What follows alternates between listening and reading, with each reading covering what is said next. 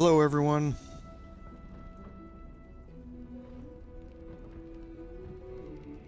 Welcome to the stream.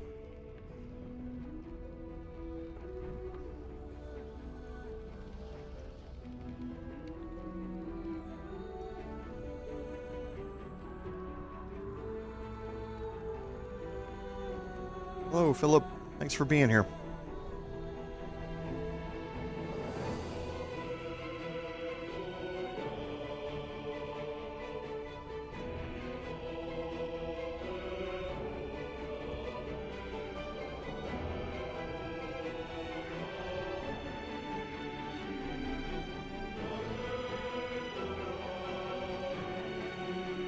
Hey, Papa, welcome to the stream. Thanks for being here.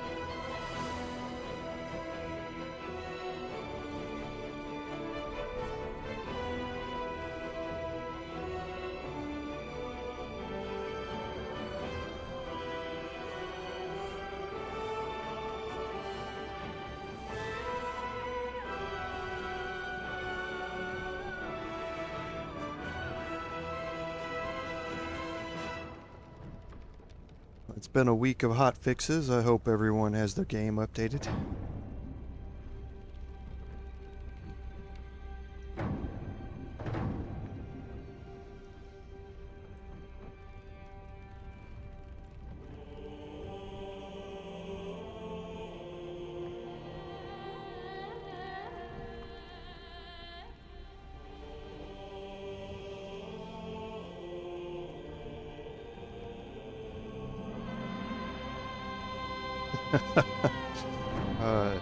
Yeah, no, I completely understand. I was up all night Thursday night catching up on work from my family emergency this week, so certainly understand the need for work.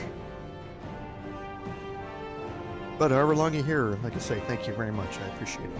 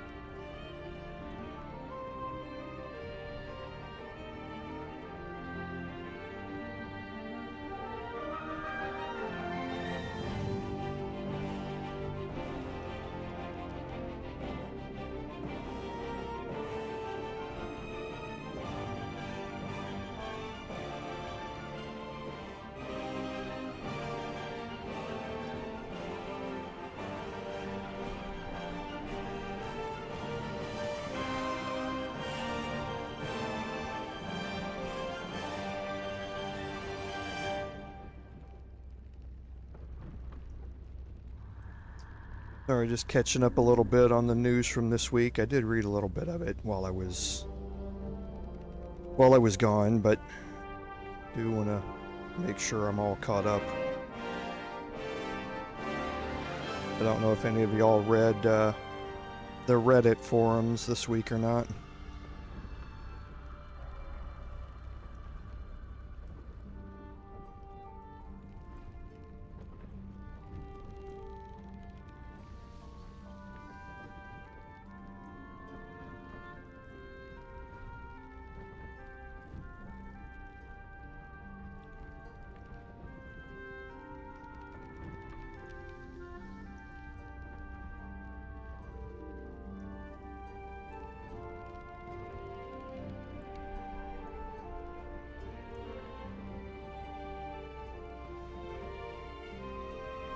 Have I beaten the game yet on my personal playthrough? No, I haven't.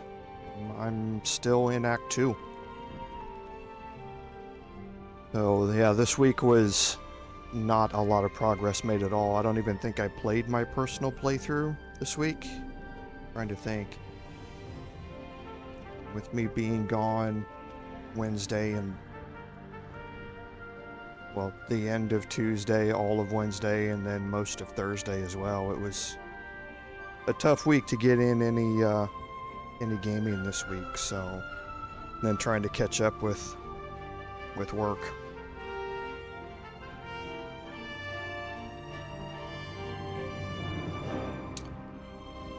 Yeah, they released 2 hotfixes this week.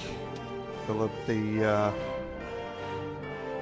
mostly fairly small things, but some keyed up very important ones. You know, the big thing obviously was His Majesty the Sphinx Cat. You know, that caused the most controversy. So he's now back to being a Sphinx Cat. But yeah, a bunch of changes or a bunch of fixes for PS5 as well, which is good.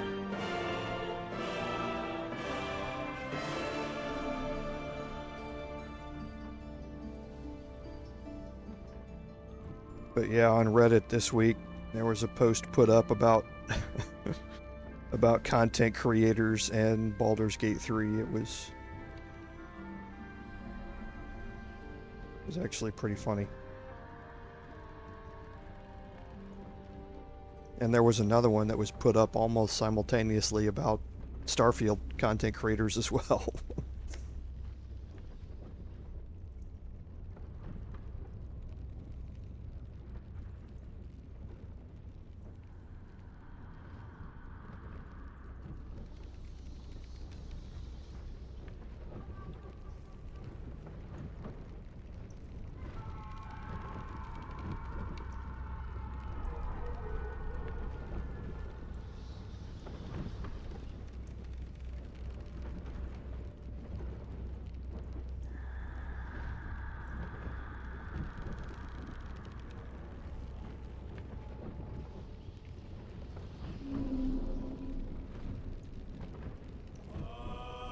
You can only play when your buddy's online? Why is that?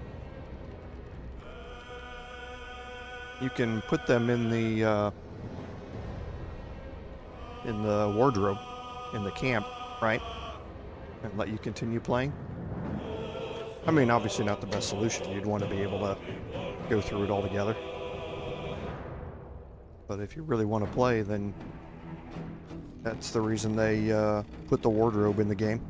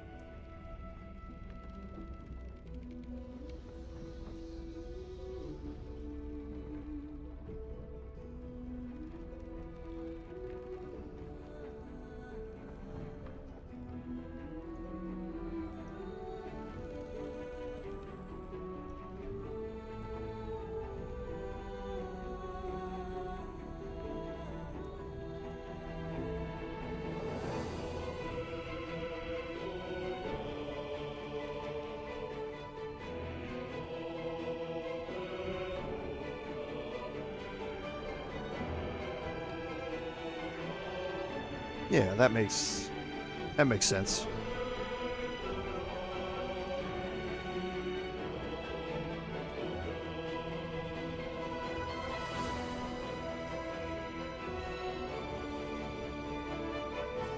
D&D games always take on a completely different viewpoint and timbre when you're playing with a group, which is always fun.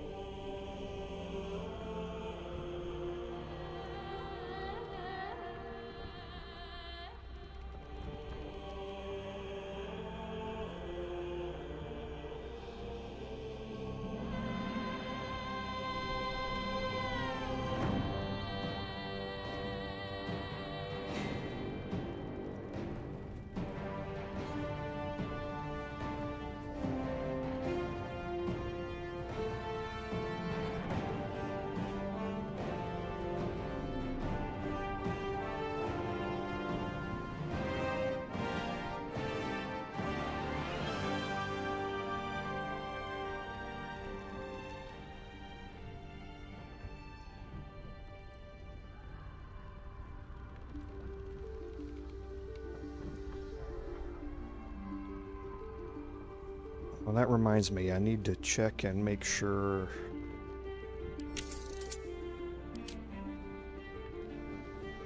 Okay, it's off.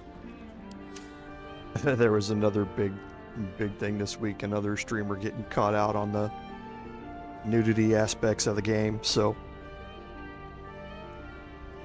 I have to shift back in between the settings between my personal playthrough and my live streams. I just forgotten to check it today and didn't want to get caught out.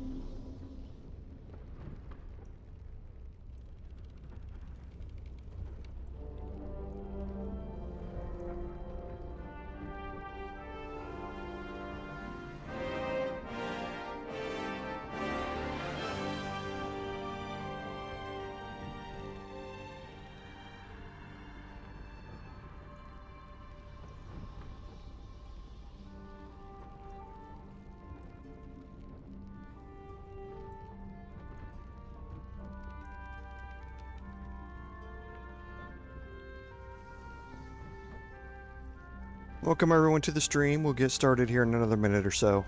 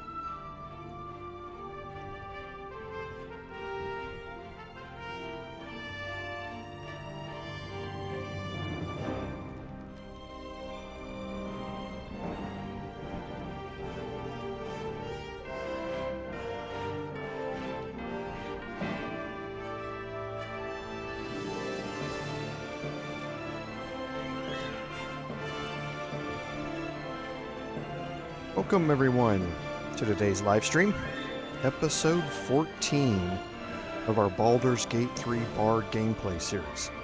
I'm Commander Jorval, and I want to thank you for coming along on our journey today.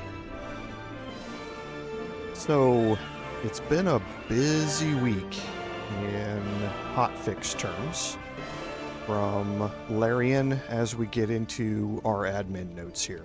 So, we've commented before how amazing Larian is at taking feedback from the community and implementing fixes as quickly as they can, and this week was no exception to that. Hot fixes number 8 and number 9 went live this week on Wednesday and Saturday, and there were some fairly important things, especially for PS5, that happened in there, which was good to see. They're obviously putting a lot of focus on making sure that the console versions are going to hold up and not have any issues.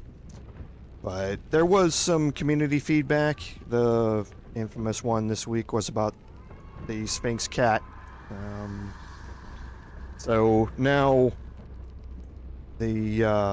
His Majesty, the Sphinx cat, is now a Sphinx cat again. So, no longer has fur. There was some community feedback, I guess, about that, and that's been changed back again. So, they obviously do listen to community feedback as well as doing bug fixes and that sort of stuff. So, But there was some good stuff that came out this week, so make sure your games are all updated, and so you can take advantage of all of those fixes.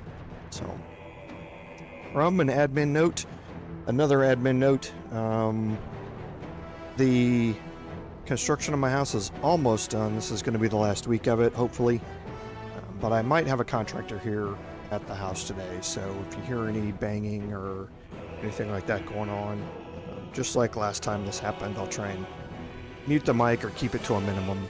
Just bear with me as we go through this. So I think that's it for our admin notes. So on a recap.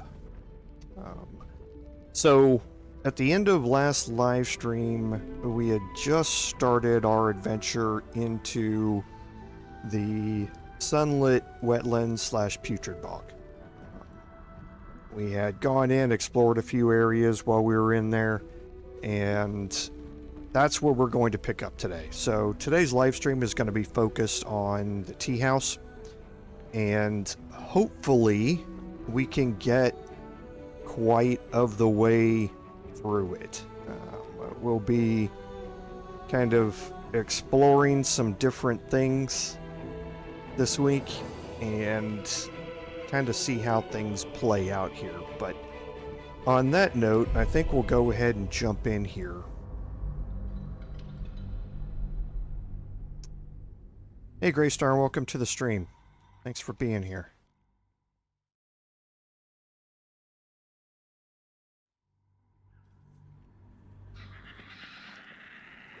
Okay, so here we are inside the Putrid Bog where we left off. You can see that we had entered into the bog here. We've made our way over here, and we're going to be exploring kind of this area up here a little bit before we head into the tea house area itself.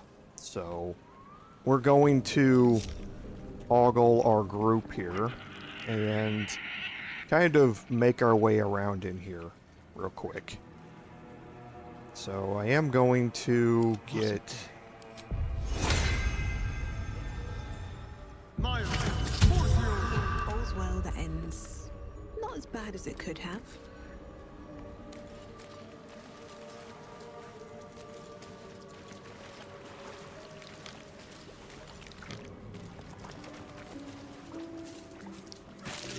okay, and again, okay, so accidentally clicked on it and it gave me an open wound. So this is what happens when you click on the barbed bulrush. You can possibly loot them for some items, but you have a chance of getting an open wound here. And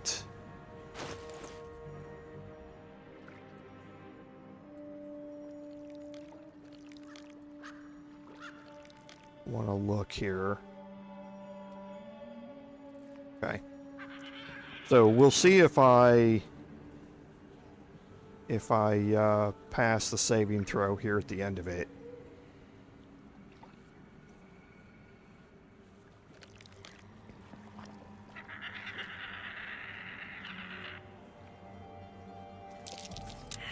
Okay, so I did not pass it.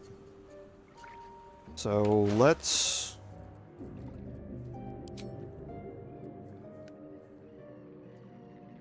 Okay, so Will has the Amulet of Sylvanas here. Keeping pace.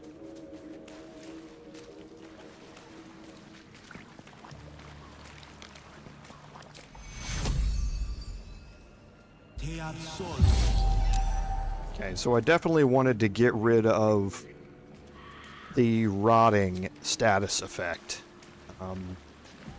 Open wounds can cause a bunch of various conditions. One of them is rotting, where you have disadvantage on ability checks and saving throws that use charisma, which you definitely don't need, as especially a bard. So just one of those things to be careful when you're clicking around here, these barbed bulrushes, as we've seen before. can cause you damage as you're going through, so. Light on my feet.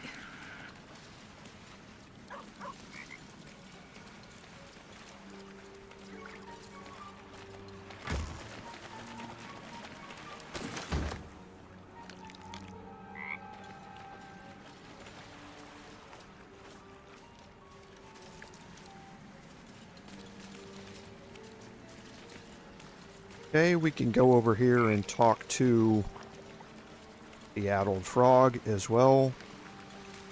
Actually, Will is the one who has speak with animals. Ever onward.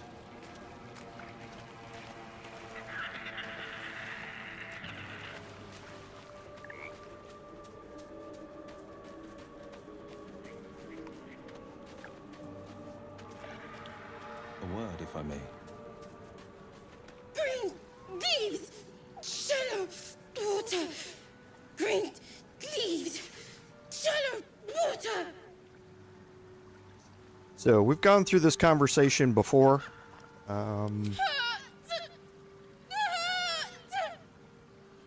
Basically, the frog is addled, and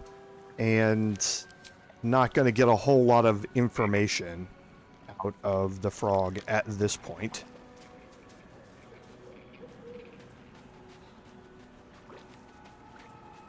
Oh, enough waiting. I crave blood. So we will go ahead and move Don't touch Lae'zel and Astarion over here.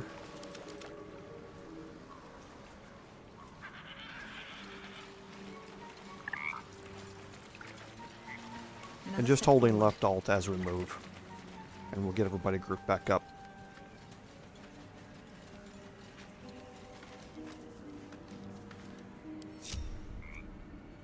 Okay, so let's head up here toward the tea house itself.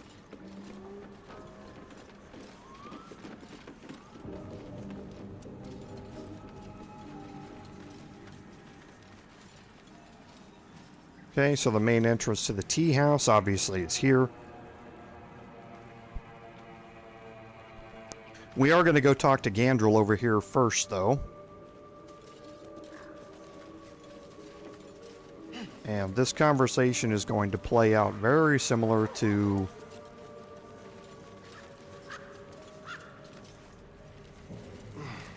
how the Paladin playthrough did. Ah, stranger. Forgive the aroma. You catch a waft of something foul, metallic, and sickly sweet. Powdered iron vine. An old hunter's trick.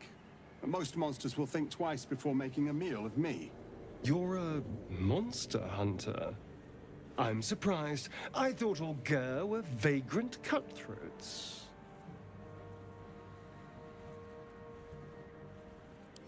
A mystical and dangerous people. We travel the land, never settling in one place. We steal your chickens, curse your crops, seduce your daughters. Your friend here has heard it all, I'm sure. I wish I had half the power settled folk think my people possess. Alas, I am a simple wanderer. A simple wanderer and monster hunter. But I'm no witch doctor or cutthroat.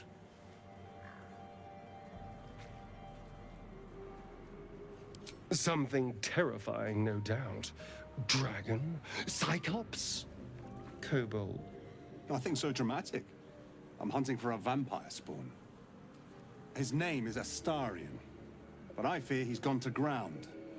I hope the hag of these lands can help me flush him out, if I can afford her blood price.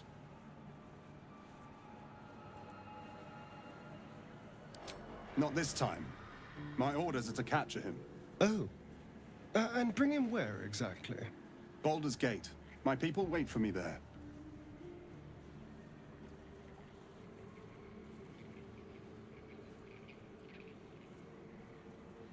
I don't know. I'm sure a vampire spawn could still rip out your throat if he felt like it. He is right, unfortunately. They are only weak when compared to their masters. During the day, we have the advantage, but at night, when they hunt, you'll not find a more deadly quarry.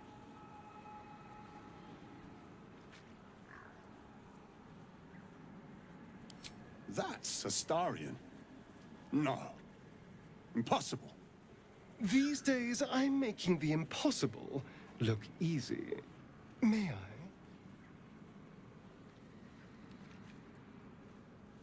Excellent. A vampire? It can't be.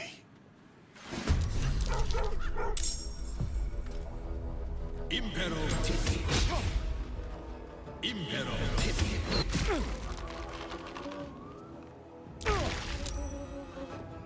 Okay, so we knew we were going to get into a fight with Gandrel here. We let this one play out to give Gandrel a fighting chance this time, as opposed to what happened in the Paladin livestream, which was, you know, cool to see. Don't get me wrong, but also not very sporting. So we're gonna give this a chance to play out a little different. This is your end. Okay, so we rolled a nat 20.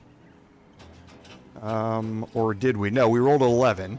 But we can change that into a crit if we would like.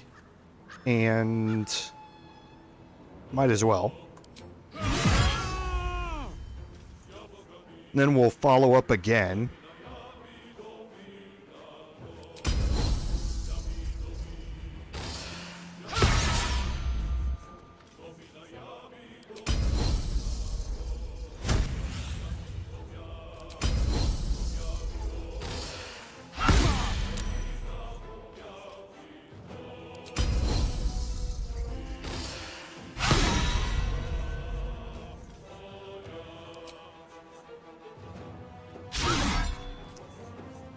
Okay, so had some misses in there. Obviously, we weren't really prepping for our Great Weapon Master stuff, so we just left it off anyway to avoid the further penalty No to hit. holding back.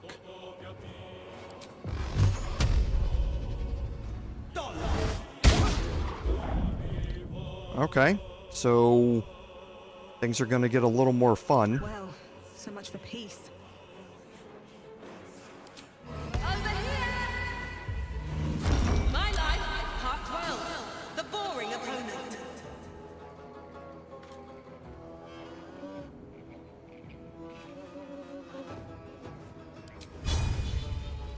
May the gods take you first. Okay, so we did manage to daze him. Victory awaits.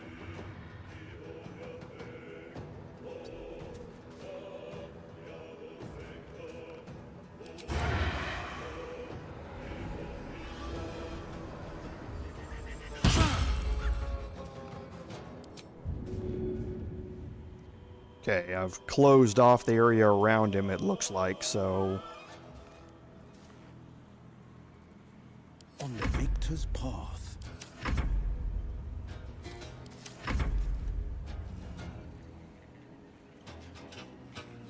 So Scratch can do a bite attack, but not going to. Impero Tipi. Impero Tipi. Just laser focused on Astarion.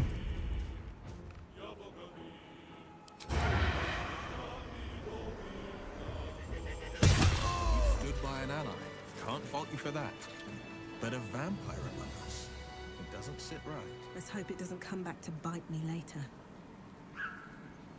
Okay, so let's speak with the dead here on Gandrel. Corpse seems willing to speak, but not to its killer. Oh, yes, of course. Forgot to do it again. What you need to do there is, which I always continuously forget to do, is use the Mask of the Shapeshifter that I've got. Or the Disguise Self spell, one of the two, to change your appearance before you try and talk to Gandrel. I didn't, and so not going to be able to learn anymore here. But we will pick up some items.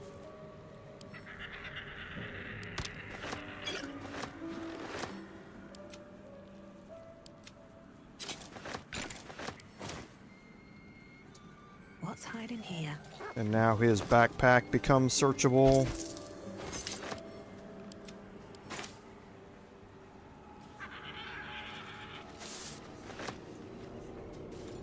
Yeah, Eric, that's what I kind of explained during the Paladin playthrough, is that if you let the fight play out as a fight, as opposed to letting Astarion do his thing, it can get a little dicey.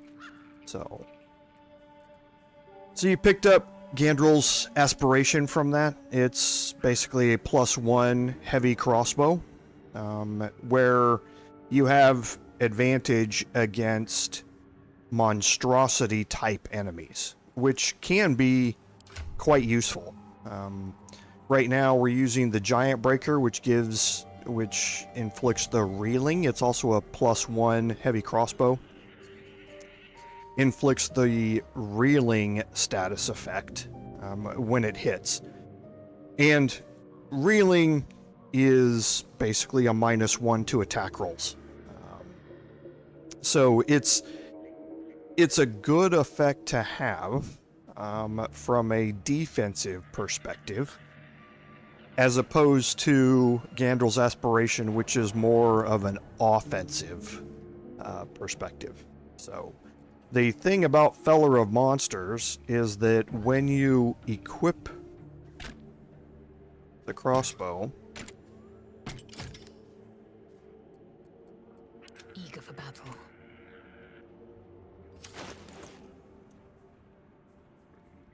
and you get Feller of Monsters, this does not mean that you only get advantage when using the crossbow. You have advantage against monstrosity type enemies using any of your attacks.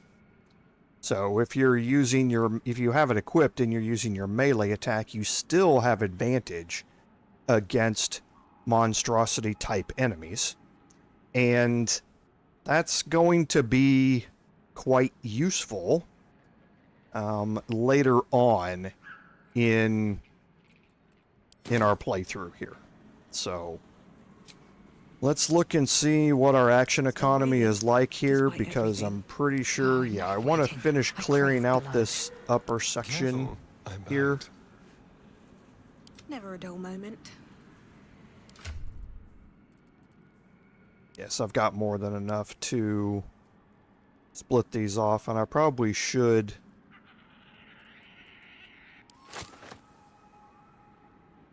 distribute these a little bit better.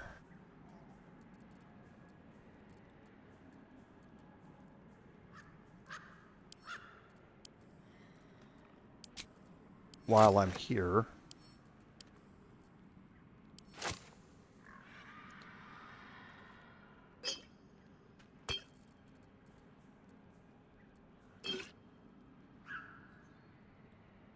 I'll leave this here and put these 3 here. Actually, I'll move those over there as well. Okay, so now Astarion can just Keep your use distance, darling. healing potions to get it back.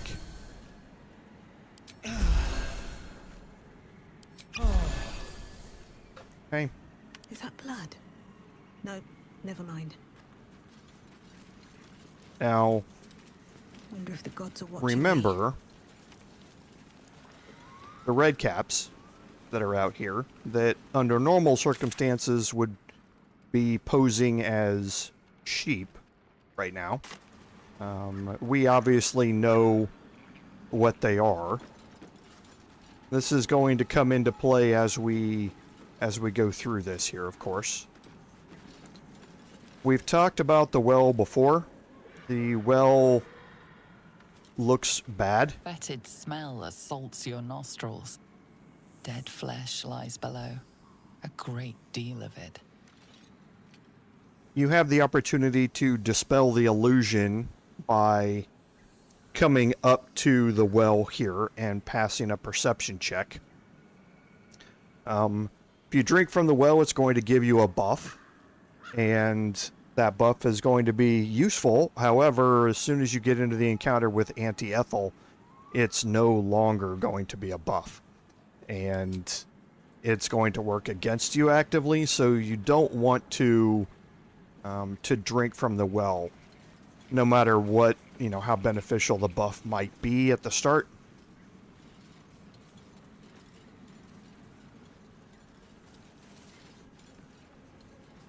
Okay, so holding Alt as we go, there are some piles of bones that we can search. And that sort of stuff. Then we're going to head in here to the tea house. I don't want a crumb left on that plate, girl. Auntie Ethel, please. One more bite and this pie is gonna come back up to say hello. Don't make me get the wooden spoon. You're eating for two, so get to it. If it isn't the cheekiest pup of them all, you'd best have one hells of an apology for me, young lady.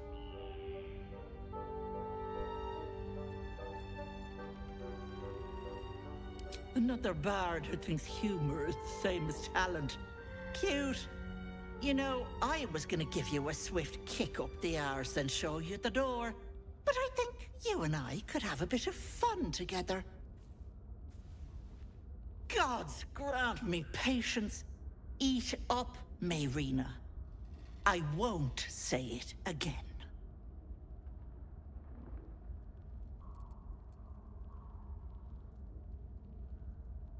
Keep that hole under your nose shut, or things will get messy.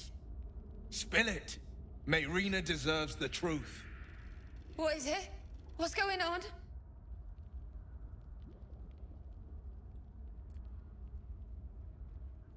That can't be true. Auntie Ethel. They were being rude, and I detest rudeness. You monster! The deal is off! Enough, away with you. Blessed silence at last. Some time in the cage should do her good. And you'll regret sticking your nose in my business.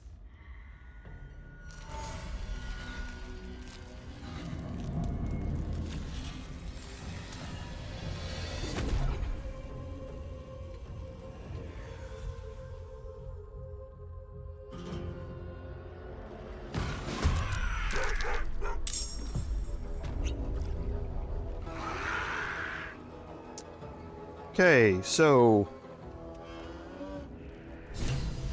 here we go. The Redcaps are slowly going to enter into combat here. They're going to all roll initiative as they make their way up here into this area. And as such, we are going to get ourselves positioned here. And again, the same type of thing that we've talked about previously. You can use your pathing to find out where Ethel is. So you can see that I can't walk through this area right here, and that lets you know that Ethel is there. Her invisibility is keeping her from being seen, but that's where she is right now. Now, there are multiple different ways that you can cause damage to Ethel right now, and it is certainly possible to kill her at this stage of the encounter. It's not meant to be played that way though, and she's going to want to take off and head away from us, so I'm not going to bother with her. One day, I'll catch a break.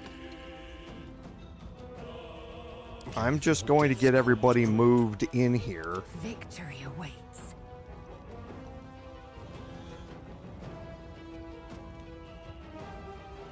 Taking position.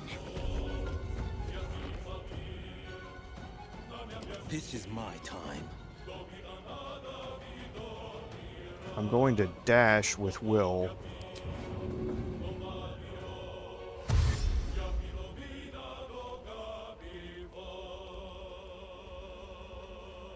Don't know if he has enough strength to jump up there.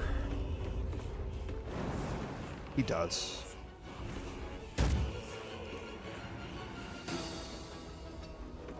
So just kind of move him around the corner out of sight. I don't need Scratch to be in here.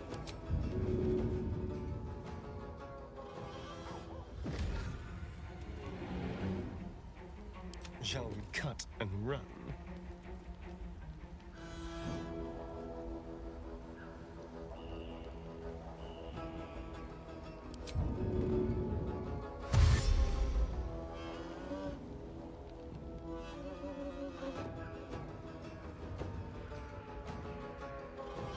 Time to move.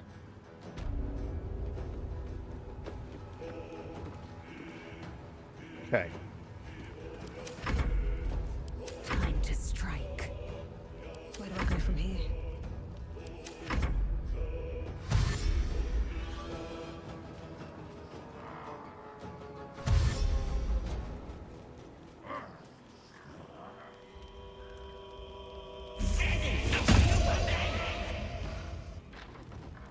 Enjoy playing with your new friends. Bye-bye. That can't have gone far. Okay, so now all the rest of the Redcaps have instantly become hostile. The ones who were not in range are now hostile. It's just going to take them a little longer to get here than the others. So now we have the opportunity here to deal with them all by themselves. Now, the Redcaps, talked before, the Redcaps can go into a frenzy, and when they do, this bloodlust can become seriously bad.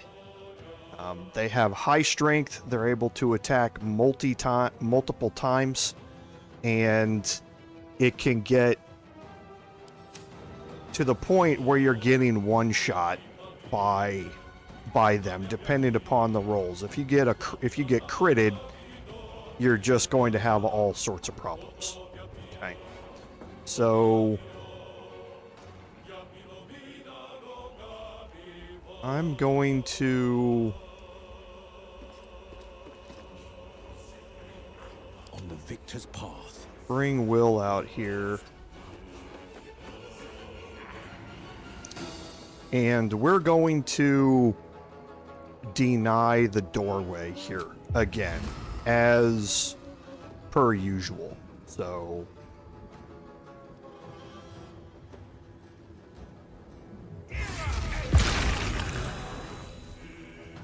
okay.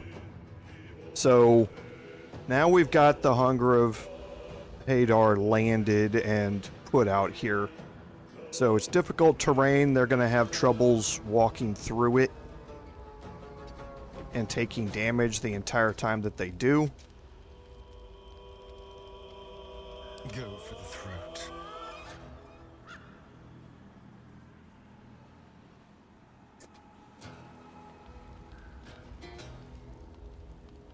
Okay, and for now, there's nothing that I really want to do with Astarion. This is my time. Will's turn's done. I am Lae'zel's just going to hang out here for a second. nothing will stand in my way. And we're fine here for now.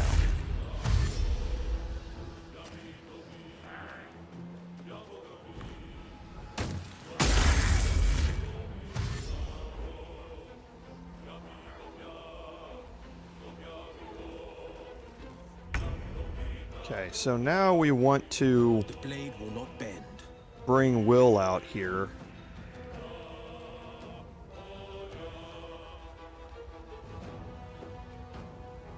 Okay, let's move Lae'zel I am up fury. just a little I am bit Death. Forever dauntless. to get Will a place behind her. Making my move.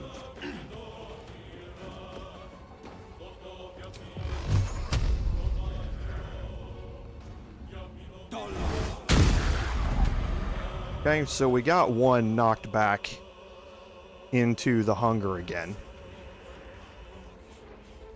Time to strike.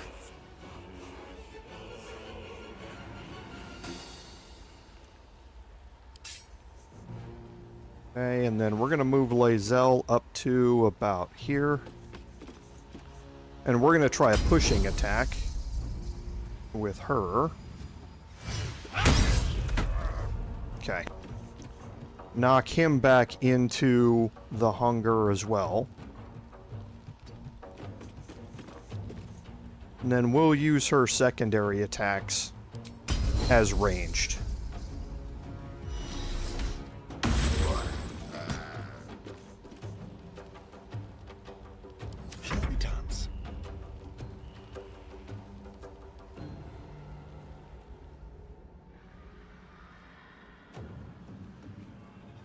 Okay, so the other two are still quite a ways down there. Be quick.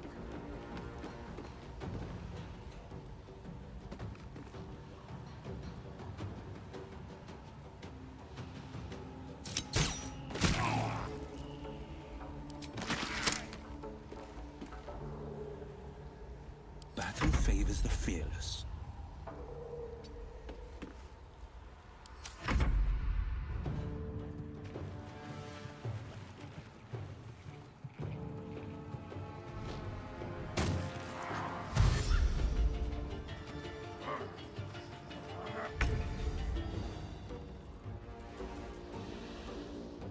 And we'll just continue our ranged attacks here.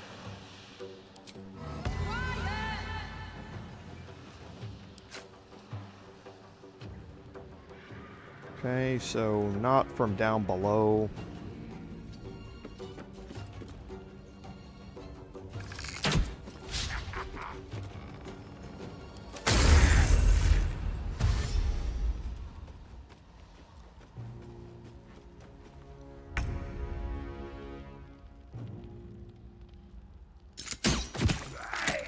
Alright, so now we can get set up for the blood sages that are going to be making their way up toward us here.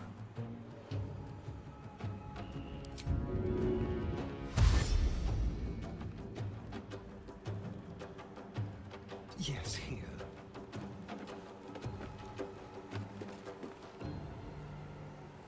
We'll do it my way. On the victor's path. And we'll put Will just kind of back here around the corner, I think. No time to waste. Swift and lethal. Lae'zel doesn't really matter. Just move her out of line of sight. And wait for them to make their way to us.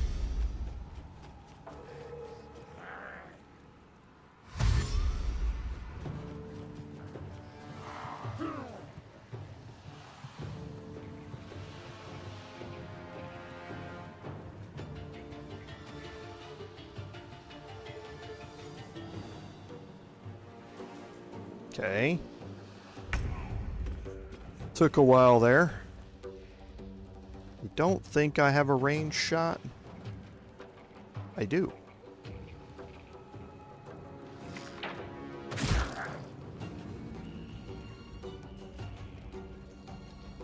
Okay, so we're going to move back around the corner.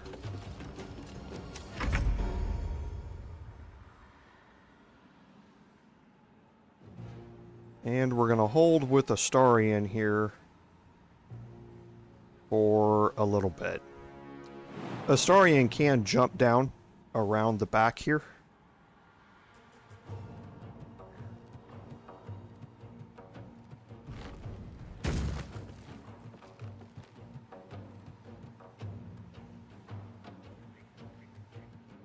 Okay, and I'm going to wait for this Redcap sage to make its way up here. Battle favors the fearless. Time to strike.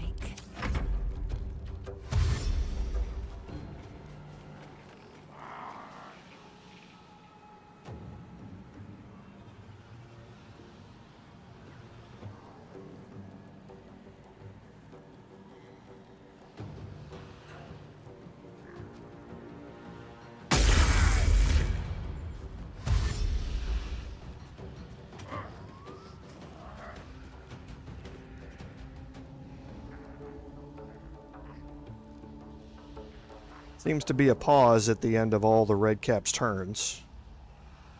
Not entirely sure what that's about. Don't waste a step.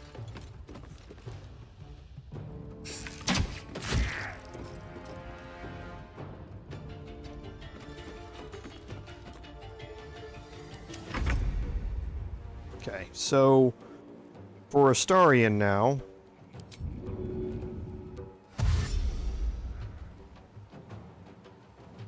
Step quick.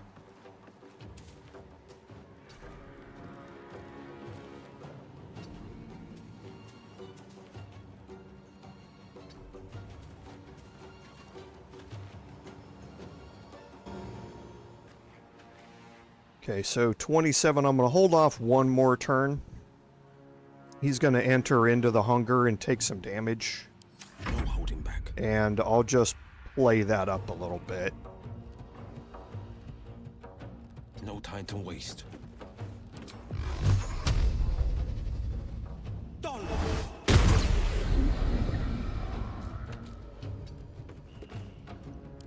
will ascend.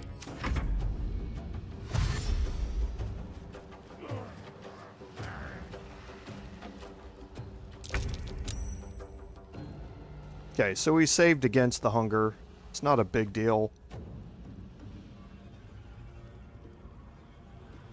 Have to keep going. Thine eyes, pools of tepid piss.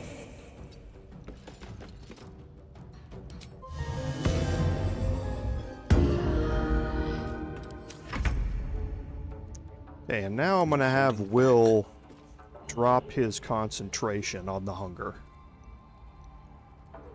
Time to kill.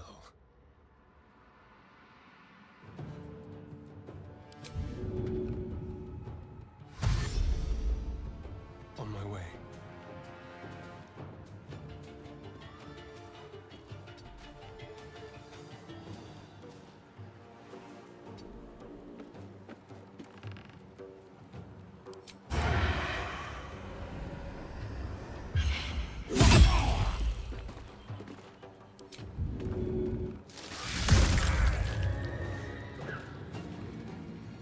Forever dauntless.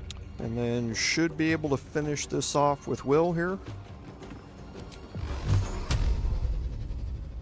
Okay, path is interrupted.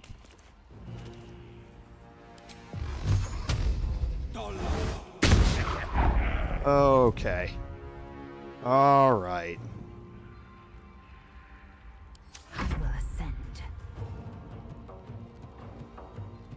No time to waste.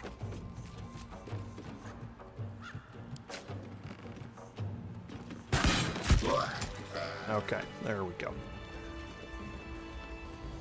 Something good here, I hope. All right, so we're going to do a little searching here. Just take care of the bodies, and then we're going to take a...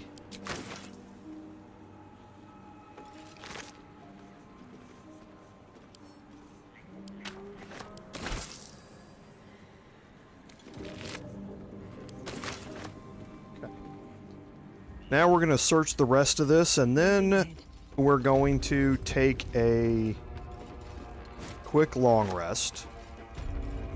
Get our action economy fully back. I'll take that.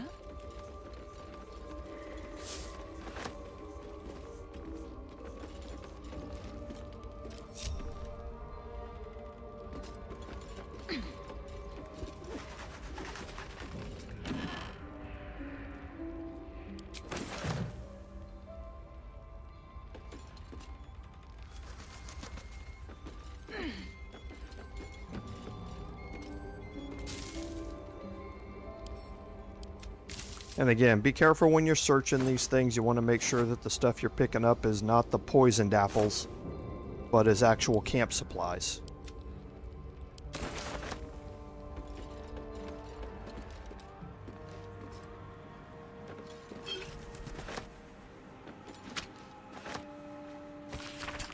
Okay, so someone named M is talking to Ethel, saying that there are forces at work in Baldur's Gate, and someone's trying to edge them out of their territory, you're going to learn more about all of this as we go.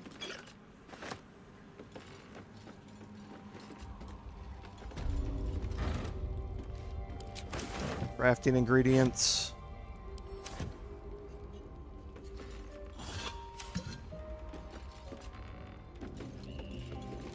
And then a lot of camp supplies here.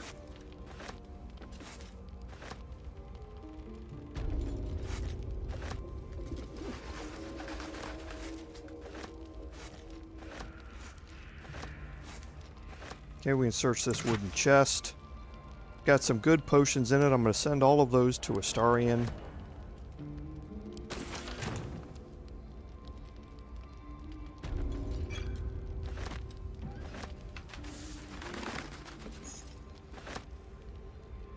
Okay, and we did pick up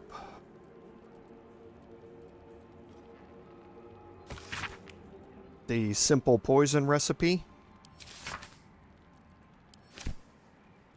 So we have unlocked that recipe now.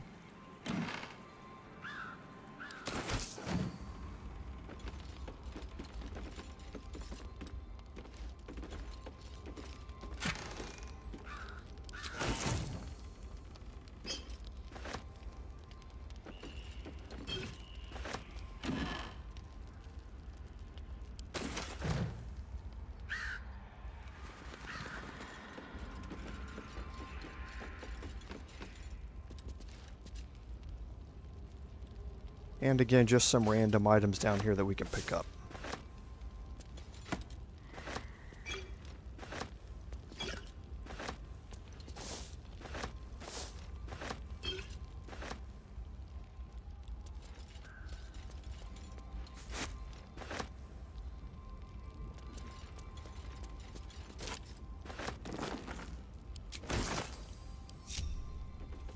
Okay, now we are going to do a couple of things. We are going to take care of our inventory here, and I desperately need to get rid of these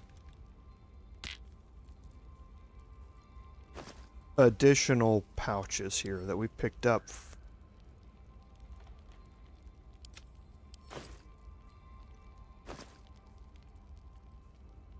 But we're going to clear out a little bit of our inventory here. And then we are definitely going to go clear out our inventory here in a minute.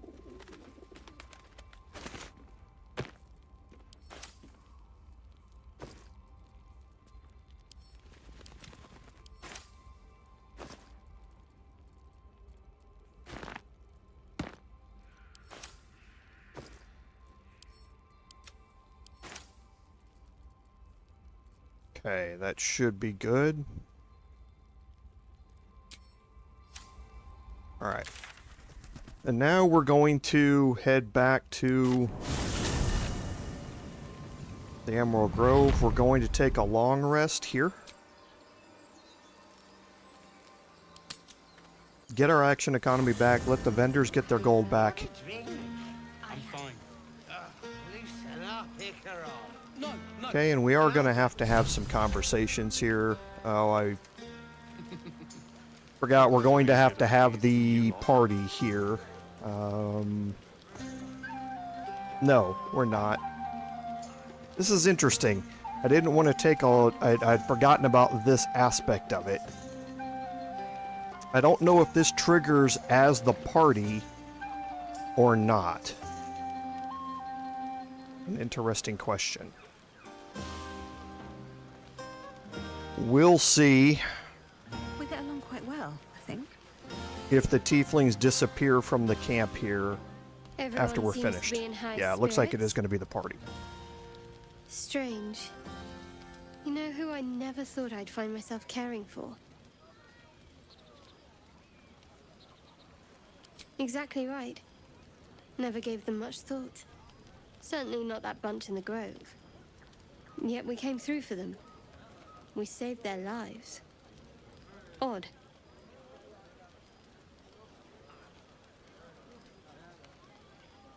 Something like that.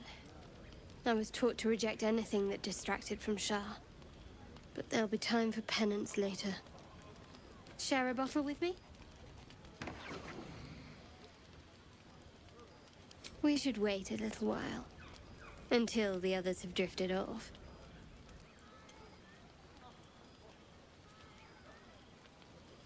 Not tonight.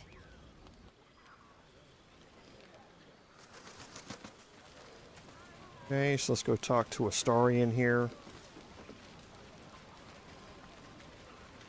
You know, I never pictured myself as a hero. Never thought I'd be the one they'd toast for saving so many lives. And now that I'm here...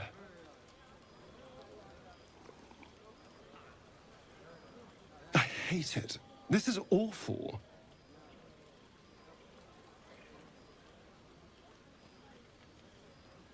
True. That was fun. Still, I would have liked more for my trouble than a pat on the head and vinegar for wine.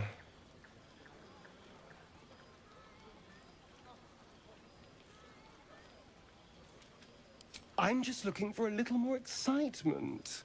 A little more fun.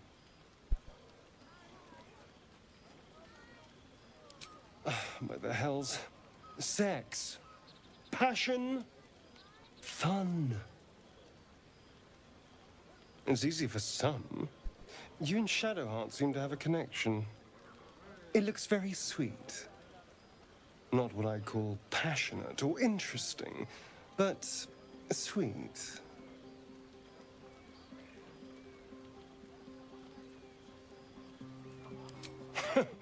No, my love. You and Shadowheart can get up to whatever you want. It means nothing to me. But you go ahead. Have fun.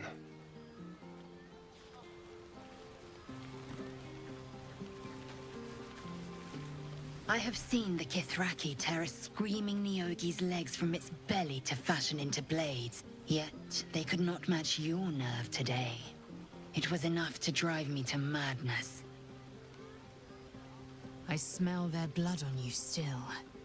I smell your moisture. How torturous for us both that I'll never get a taste. Oh, but do enjoy yourself this night. I intend to myself. Astarion looks particularly tempting. That's an interesting match.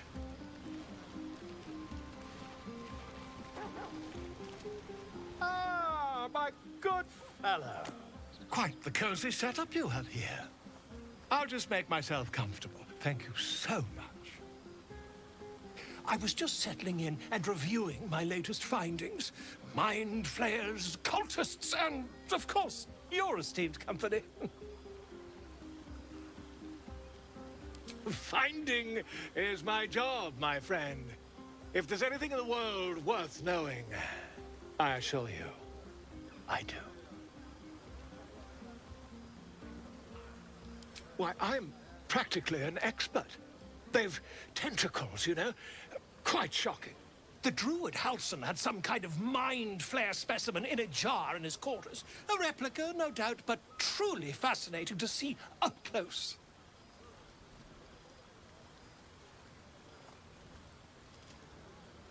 As a matter of fact, I do. But why do you? That can't be.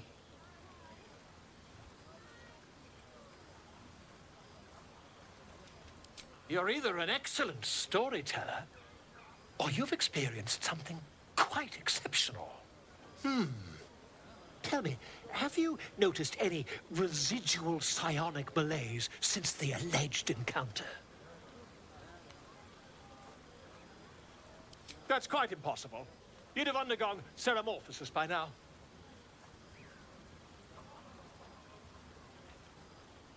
If what you say were true, you'd be a mind flayer by now. You? Infected by a mind flayer? Huh, ridiculous. Isn't it?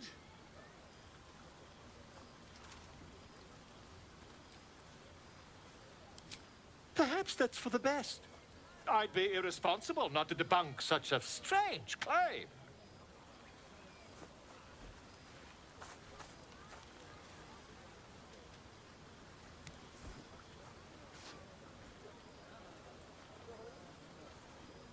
If I just peer in your eye, I could quickly... Oh, dear sweet gods!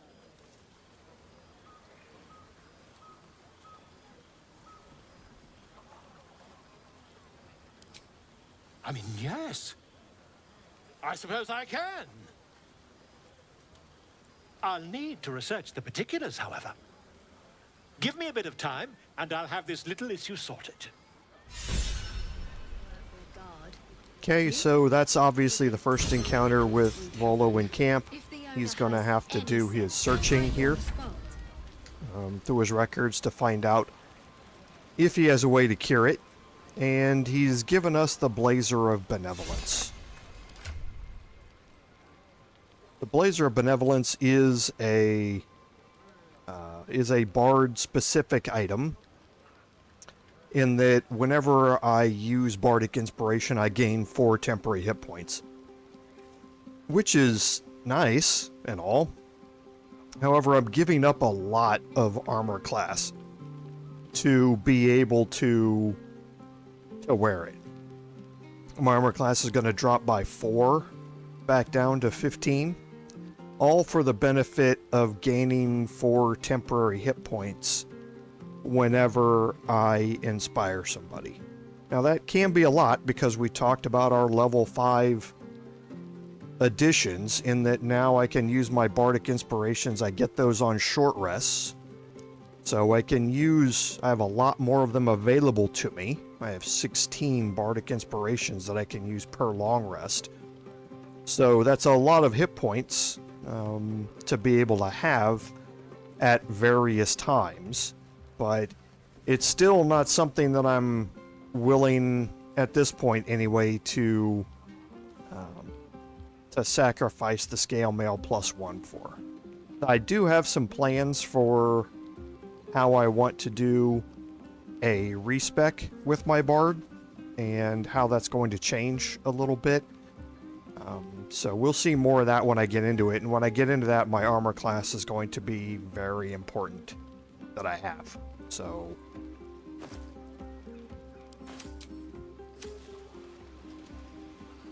I should be out there talking with you. Just a moment. Don't let me drag you away. Enjoy yourself. You've earned the night of revelry.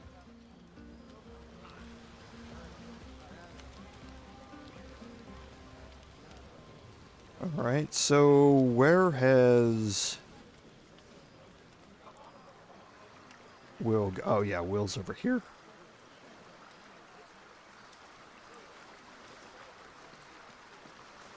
Ah, hells. I was hoping you wouldn't notice I was gone.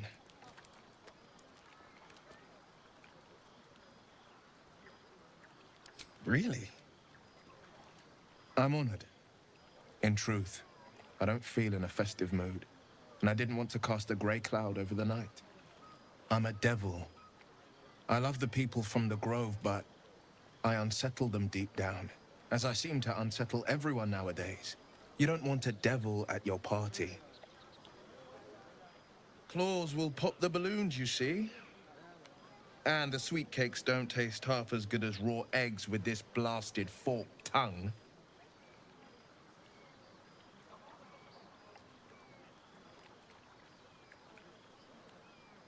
If only half the world had half the heart you do.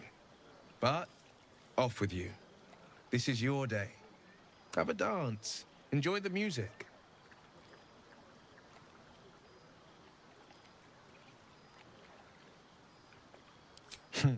I'm afraid my feet are firmly planted to the ground this evening.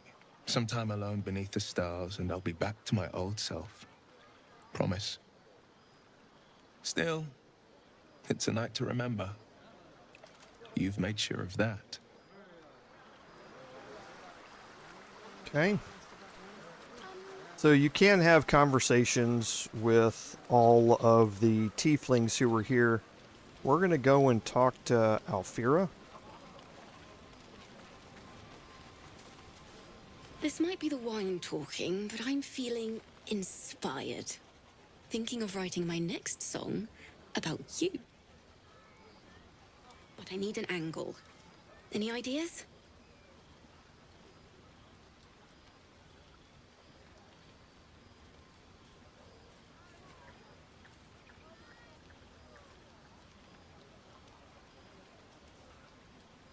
One raunchy ballad coming up. Your song was coming along. Then things began spinning. Worry not.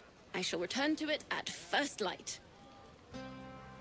Okay, so everybody else's conversations are fairly straightforward. We are going to talk to Zevlor and then talk to Halsin as well. You have no idea how good it feels to see these people smiling. The singing we could probably do without, but even so, thank you.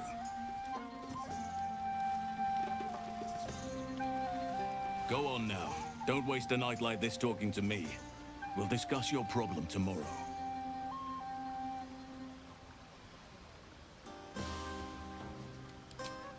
In truth, I rarely imbibe. The stuff goes right to my head. Before you know it, I'd be breaking into song or declaring love to the first person I laid eyes on.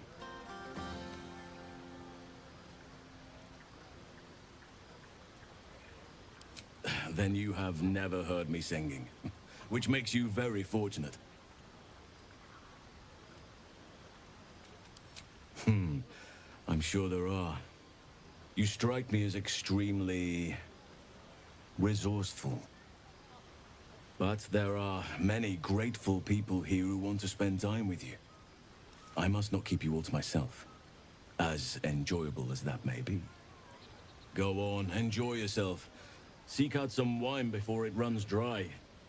There are a lot of thirsty people around here. Okay, so at that point, I think we need to talk to Karlach as well.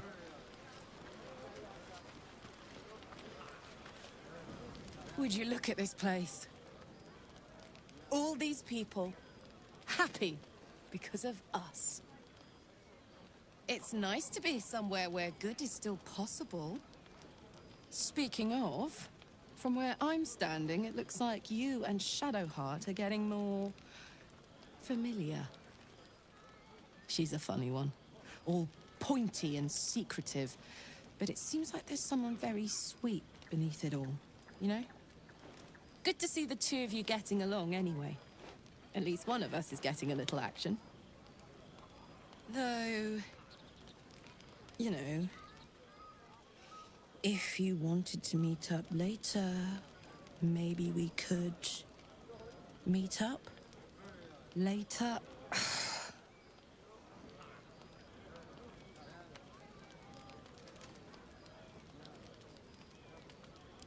I don't think your little friend would let me hear the end of it if I accepted. No matter how much I wanted to. And I really want to. This is bad. But I want to be bad. With you. I'll come find you when the others have gone to bed. Wait up for me, all right? Yes. Karlach, one of the funniest sets of character interactions. I'm so happy to see how they've expanded on that Defender of the people. Since early access. See if I can get a hold of Scratch here. Let's chew the fat.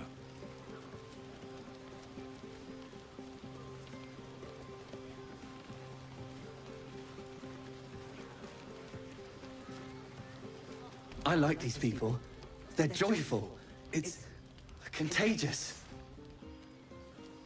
Alright, so so that's progress. We're all, like I say, you can have conversations with the rest of the tieflings here, but we're just going to head to bed.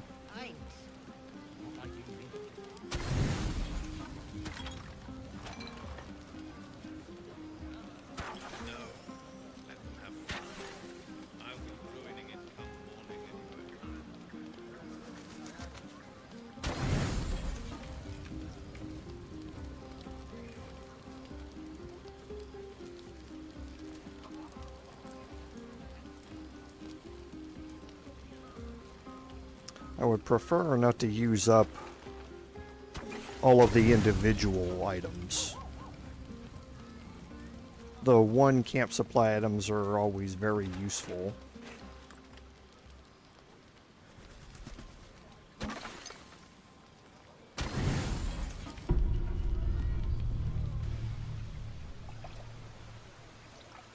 You made it. Come here. Sit with me.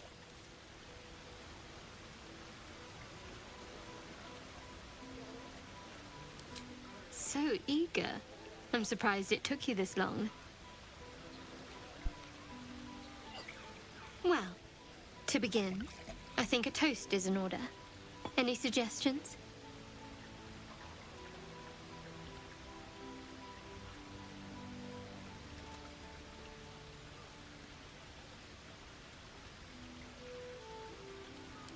Very practical. We could have toasted to that every night so far. Here's to many more. Survival. Now tell me something about yourself. And no tadpoles, dragons, marauding goblins, or anything like that. Something about you.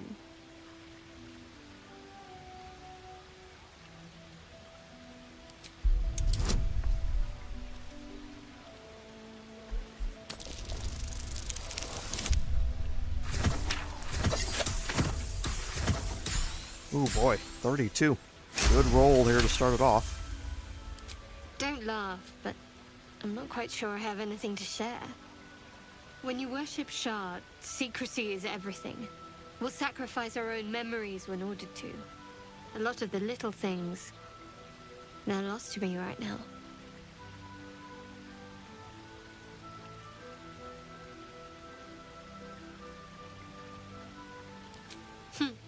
I did. And you remembered. You're sweet. There's still plenty of wine, and the whole night is ahead of us.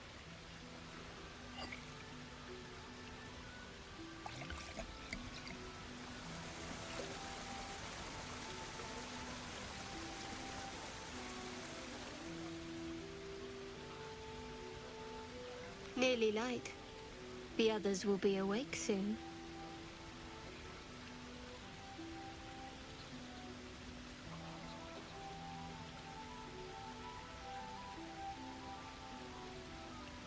I suppose so. Celebration's over. Time to pick up the trail again. Thank you for last night.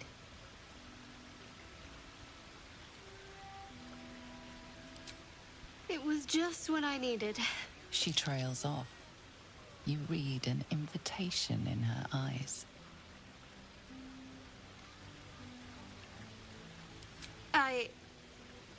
We should head back.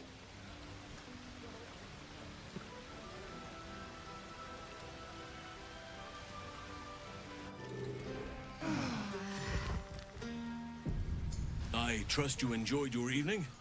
After all your efforts, it was well deserved. It may be some time before you're afforded another such night. There is much to be done, and I promised I would help you however I could. I'm certain a cure for you can be found at Moonrise Towers, but it's complicated. The journey specifically, it's extremely perilous, though it seems you're well accustomed to navigating danger. Finally, we're catching up on our puppet master, and the hunt ends at Moonrise Towers.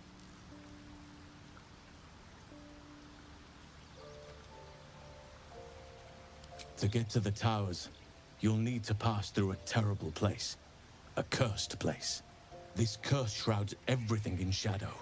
You will not find life, light, or anything natural there. Any who linger are twisted by the curse.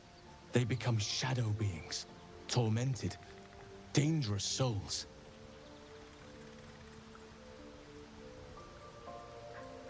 You're half right.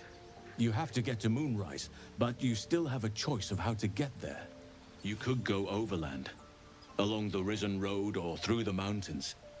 Easier at first, but you'll run into the Shadow Curse eventually. You could also go under. There is a tunnel somewhere in the ruined Temple of Selûne. It leads to Moonrise Towers through the Underdark. Long ago, a man called Ketheric Thorm built a secret stronghold deep down there, before rallying a whole army of Dark Justiciars, Shah worshippers. Aradin and his lot were looking for a way down there. They were promised riches if they retrieved a relic called the Night Song. But I think there's more. From this stronghold, Ketheric's forces could access both the Temple of Selûne and Moonrise Towers. But he was defeated before he could launch an attack. If you can find this place, I'll wager it will reveal a more direct path to Moonrise Towers. And maybe even bypass the worst of the Shadow Curse.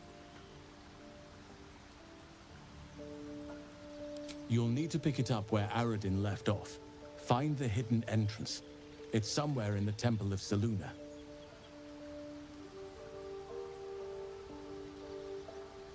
The decision is yours, but I'd favor the Underdark. Even a place like that is the lesser evil compared to the Shadow-cursed lands.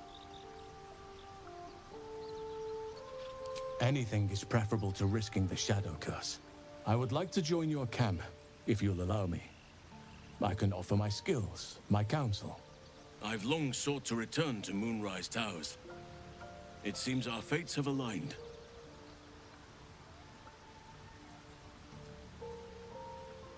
Unfinished business, and a lifetime of regret to repair. I helped overthrow Ketheric Thorm and his Dark Justiciars years ago, but I failed to prevent him from unleashing darkness across the region before he was defeated. I spent years researching the curse, trying to put an end to it. Nothing has worked. Yet, if I can join you and get close to Moonrise, perhaps I can lift this curse. Same as you may find a cure for your infection.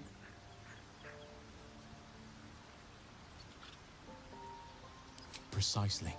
Then perhaps I could have done something about both the Shadow Curse and Ceremorphosis aberrations. But in my eagerness, I put far too much faith in the abilities of Aradin and his band. We didn't even get close.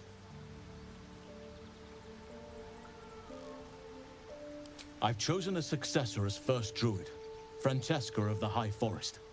A bird's already been dispatched to summon her.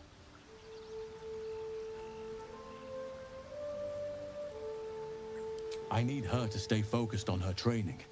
The Grove will need a skilled healer in my absence. The Grove needs to move beyond the mistakes of the past. What it needs is an unknown quantity. An outsider who can enforce the Oakfather's teachings without bias. This is why I chose Francesca. She will restore simplicity and purity to the Grove in my absence. Contrary to how some think of us, we druids can play politics when necessary. Now, we've quite the journey ahead. Best get started. Do not be so impatient to move on as Halsin. As ever, the Githyanki Kresh remains our priority. Okay, so let's take a look at our quest journal here. This opened up the two different options to proceed towards Act 2. Now, these are not mutually exclusive from each other, but they both open up different avenues to get to the same spot. We're going to be exploring both of these once we have finished clearing out the area that we are in. And as part of that, we now have finished the rescue of Halsin, and he's going to stay in our camp. We're going to finish with Auntie Ethel here by continuing the Save Mayrina quest. So, Damon has left with the other refugees. And we're going to meet him later on. We've already had him upgrade Karlach's engine once, and we're going to meet him again to hopefully deal with another upgrade. We did fight off Gandrel here as part of Astarian's quest, and we did complete the Save the Refugees quest and the Rescue Volo quest here. And yes, that's exactly right, Eric. We're gonna go through both. There's no reason not to do them both, so we're going to head down that route. So there might be some additional conversations here. Feeling illithid?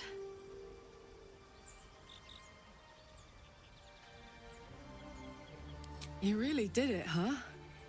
Not worried about adding more illithid into the mix? Well, what can I say? You look fine, smell fine, seem fine. If you got a little boost from the tadpole, who am I to begrudge you? In fact, got any going spare?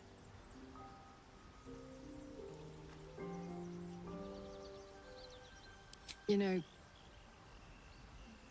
I think I would. Bit surprising, but I'm starting to see the silver lining of this whole parasite situation.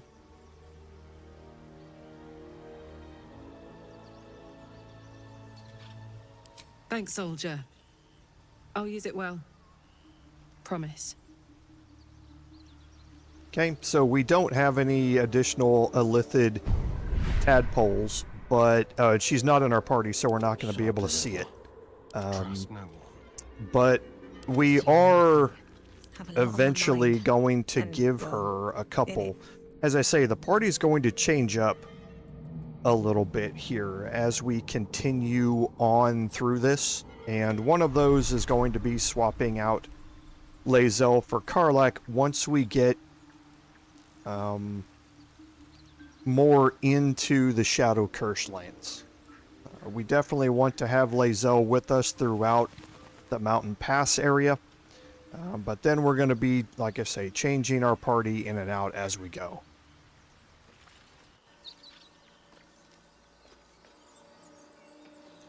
Okay, so let's go in here and sell off these items real quick. And remember, as our quest journal said, Damon has moved on.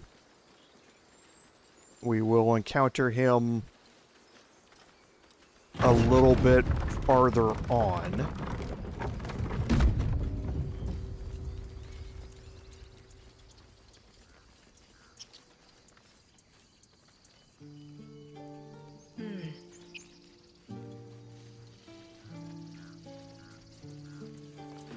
Sylvanas keep you.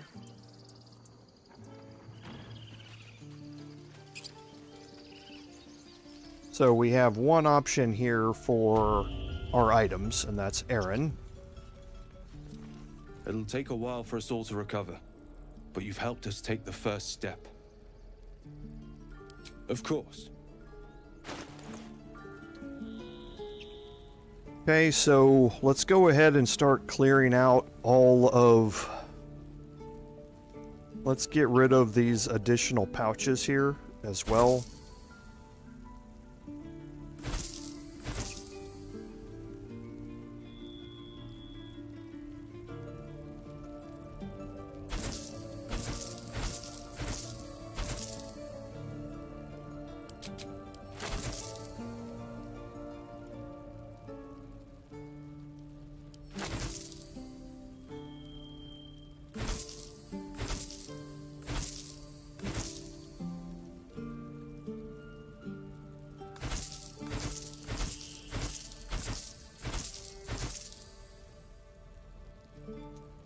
Okay, and I think that's good.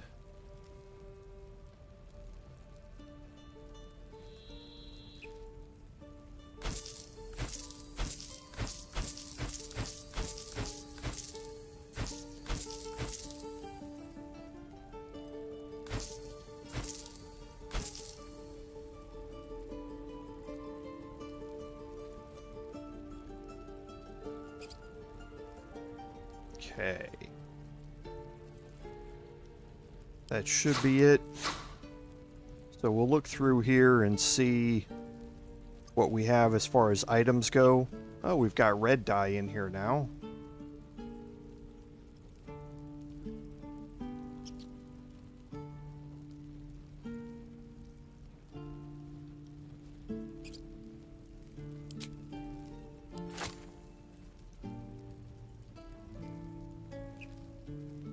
Okay, so we're starting to get more of our medium armors that are getting +2, which is good.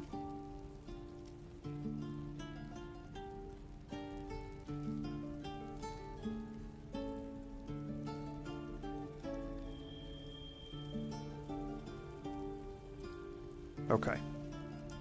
So I think that's it. May you keep balance. While we're here, Sharp as ever.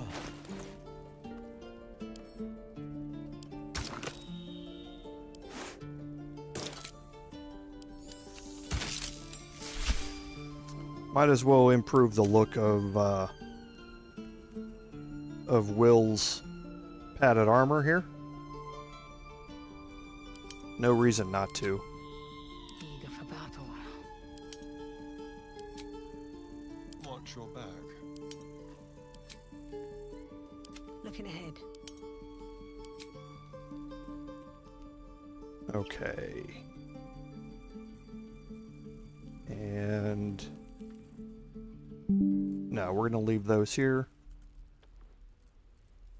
Okay, so now let's spread apart some of our additional potions here. So I think we did distribute antidotes to everybody. Yes, we did. We've got healing potions distributed out. The pride of the gate. Shouldn't have wished to live in more We do need to split these up.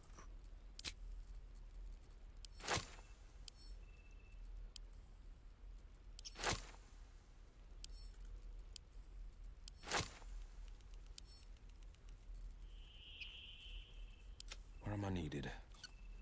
Okay, so Will doesn't have any.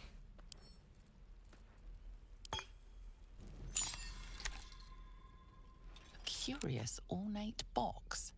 Its many sides I don't remember are clicking on this. Indecipherable glyphs. Okay, but we're going to put it away for now.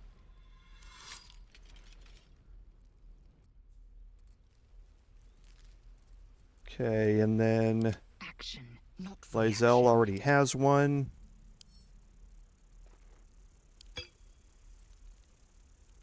Someone there? Astarion already has one. I've got a long road ahead.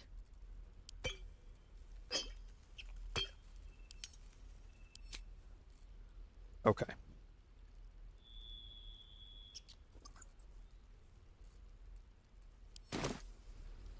Alright, so let's head back to the tea house and we will head inside. Now, we're going to play this like I've told you before. We're going to take our playthroughs and kind of switch them up a little bit. So we're going to play this, the inside of the tea house, a little differently here. Cursed to put my hands on everything.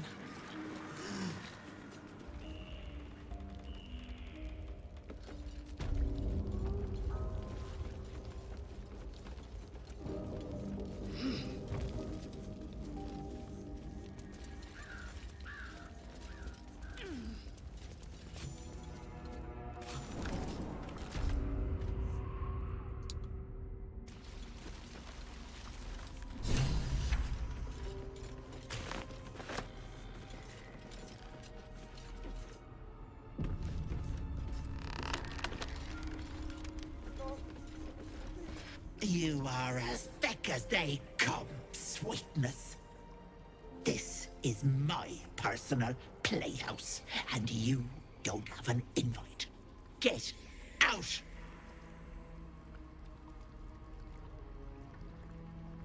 Has that wriggler eaten your brain already? Leave. Or you'll end up in tonight's stew. You'll go nicely with Mayrina. She's already marinating. Okay, so Auntie Ethel's obviously not happy with us. We've... What did that perceive? Not entirely sure what it perceived. My sweet Callum, whose beloved asked that his beauty never fade. Okay, so we've learned about these before. There's always an object that you can interact with that tells you more about what's happening. In this one, he's trapped behind the mirror.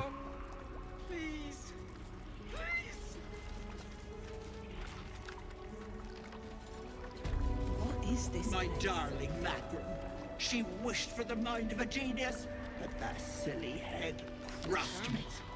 Look. Don't.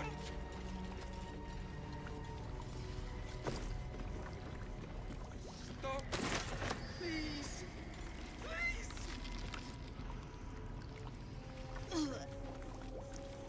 Wait. Wait.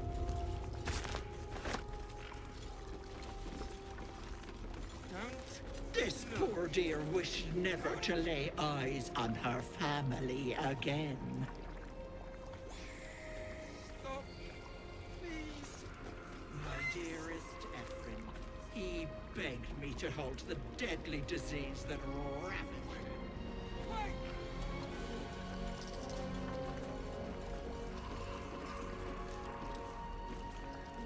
Don't look.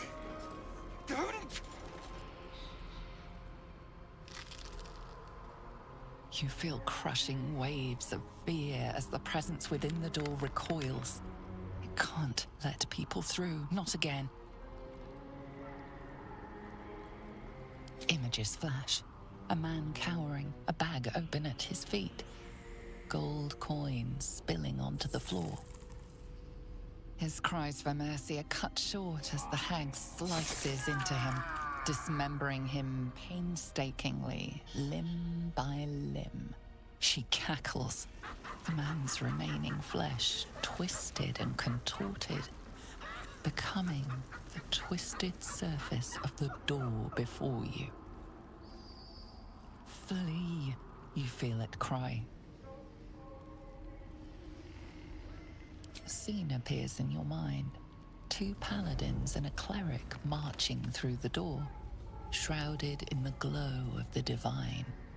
Weapons brandished, they charge into the hag's lair. Screams of terror pierce the air. You let them in? Naughty. That's a decade for each. You're mine for 30 more years, Petal.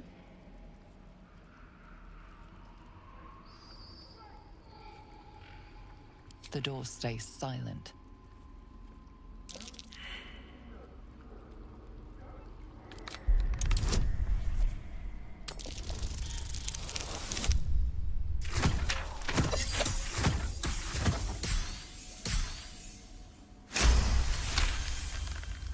You see the hag. She walks through the door, its form shimmering. The lightest touch of hope brushes your mind as the presence within retreats.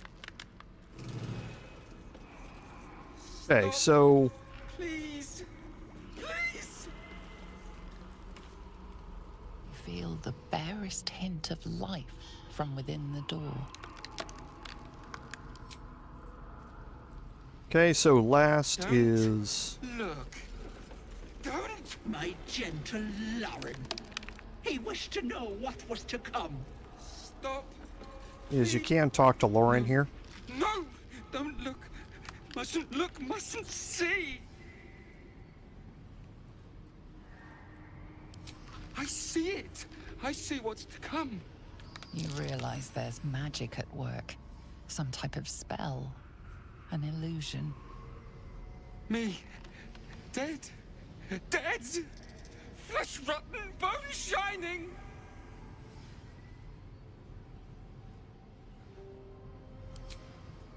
Lies! Lies! I see it! See truth, see death! All future!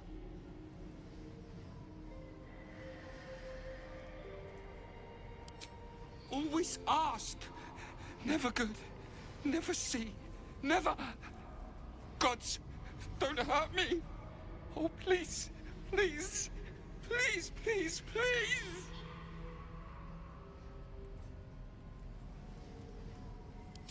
No! No! Monster! For mind-dripping, flesh-peeling, mind-flayer!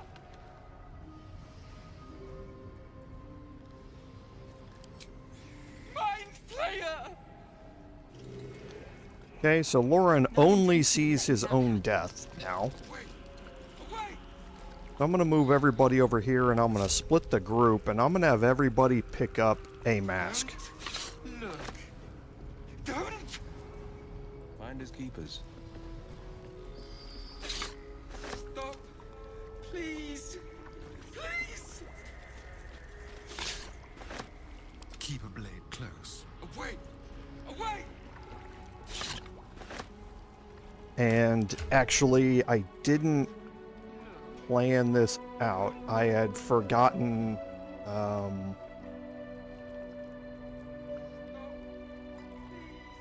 to change my party out when I was here.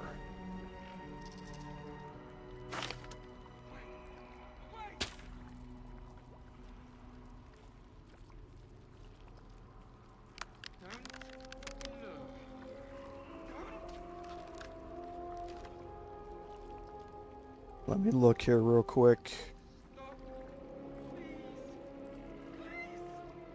I've got 3 scrolls.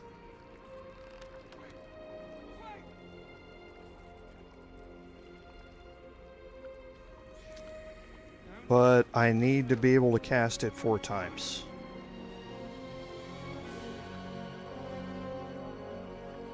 So that is my fault.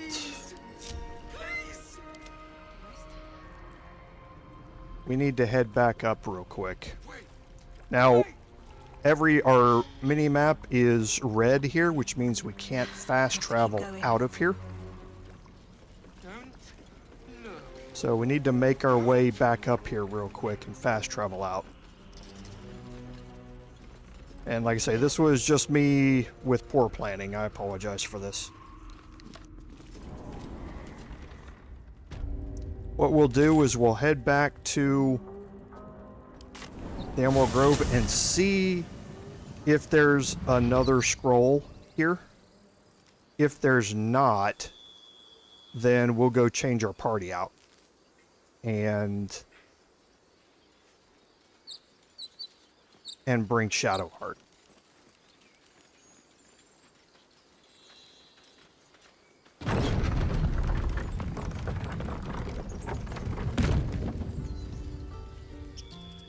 Thankfully, we realized fairly early on it didn't have to backtrack a long ways through there, but because I want to play this a very particular way.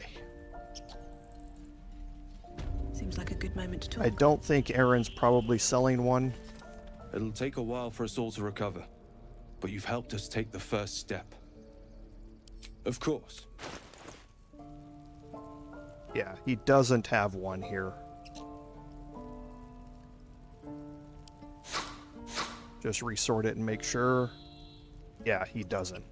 And I only have 3 scrolls of protection from evil and good, and I need 4. May you keep balance. For this to work. Feeling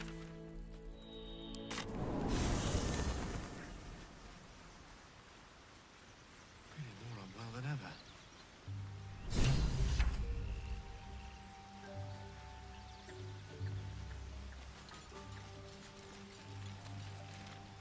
Hello, my dear.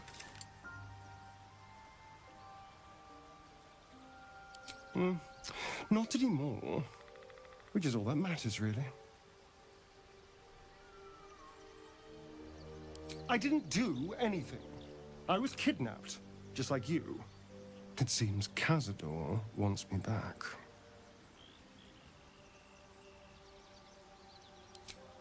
Cazador Zar is a vampire lord in Baldur's Gate, the patriarch of his coven, and a monster obsessed with power.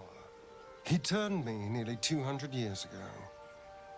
I became his spawn, and he became my tormentor.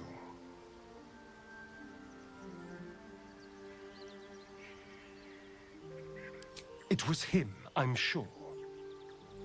Only he would know to send the Gur after me. It was a group of Gur that attacked me that night in Baldur's Gate. I would have died had Cazador not appeared and saved me.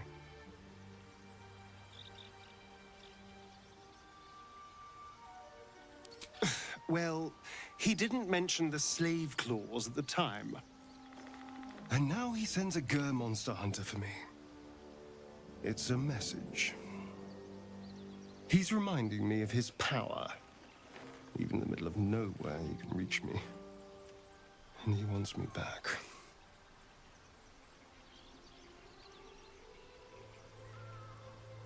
Maybe he wants to make an example of me, to show what happens to runaways. Or maybe he thinks death is too good for me.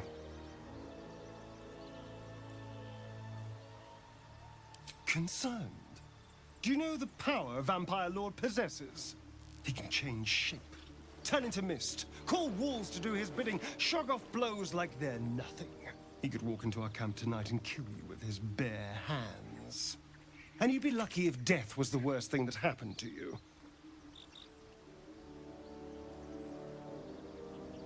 First, we have to... I don't know. Well, if we kill his lackeys, he'll just send more. We just have to be vigilant, keep our wits about us, and kill any monster hunters on sight. We can probably make an exception for Will. Probably.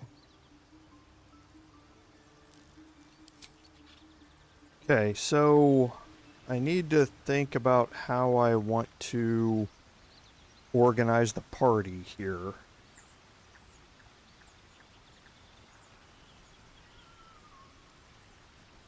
Because I need...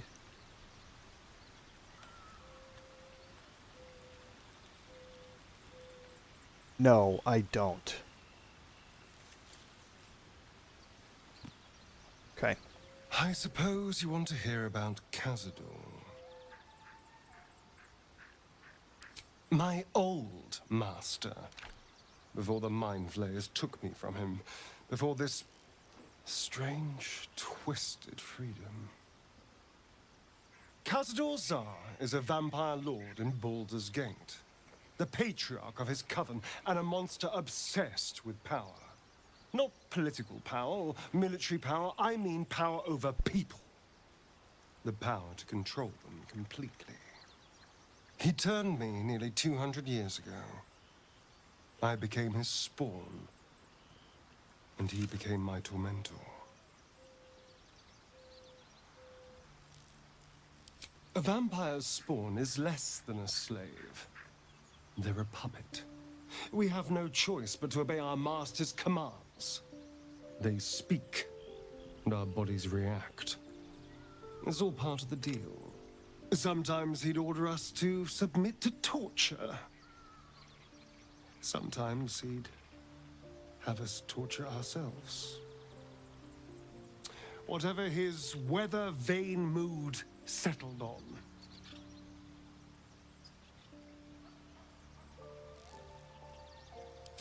Thank you. But this isn't about sympathy. It's about knowing what we might be up against. The Mind Flayers aren't the only monsters out there. They're not even the only ones hunting us. All I'm asking is that you keep your eyes open and watch out for anything lurking in the shadows.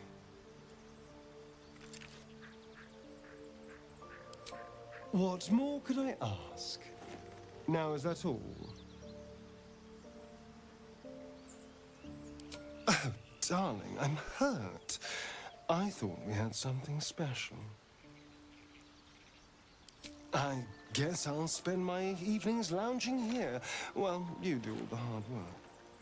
It sounds awful. Okay, so we're going to take Shadowheart along with us on this, and Shadowheart's going to have to go through a level up. Well, I hope.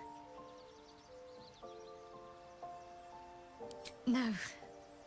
I just wanted to see how you felt after the night we spent together. When we talked, I thought you were going to kiss me. I was almost sure of it.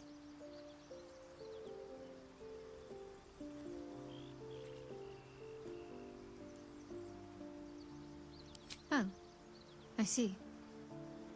Well, in that case, I suppose there's nothing more to be said on the matter. Thank you anyway, for your company. Something the matter? Wait. It hurts.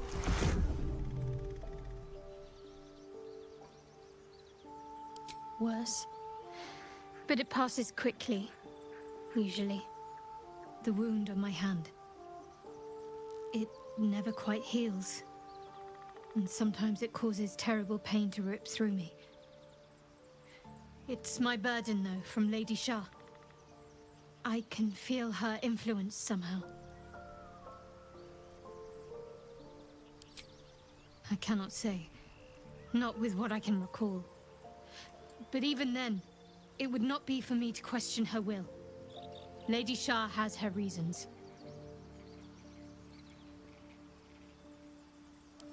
It's difficult to say.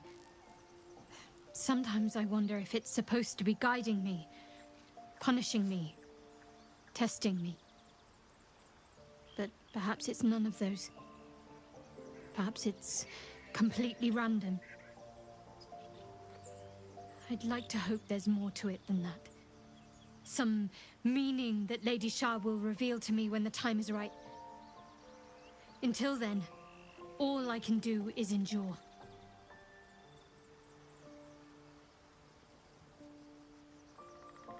I don't think so, but you're sweet to ask. Maybe just be patient the next time you see me wince or cry out. It'll pass quickly enough. It always does. Pain is sacred to followers of Lady Shah.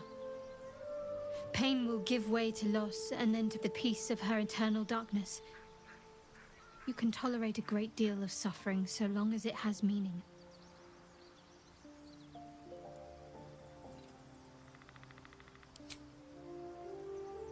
All right, some company wouldn't hurt on the road, especially if there's trouble. Okay, so we're going to go through Shadowheart's level up here.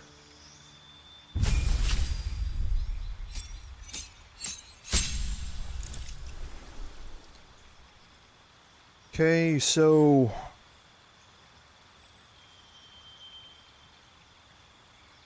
Spirit Guardians is the obvious choice. But I'm just looking through the others here. Mass Healing Words, always very nice.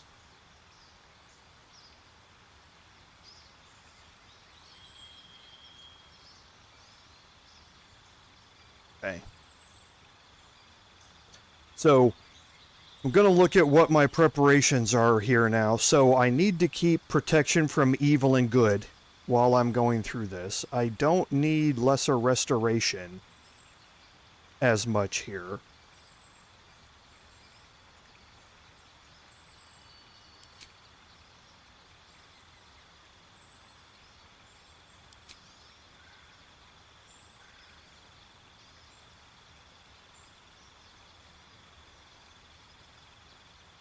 Okay, so the main thing that I absolutely have to have her around for is for protection of evil and good. And that's because I don't have... Oh, did I escape out of that? Good job. There you go, all. Well done.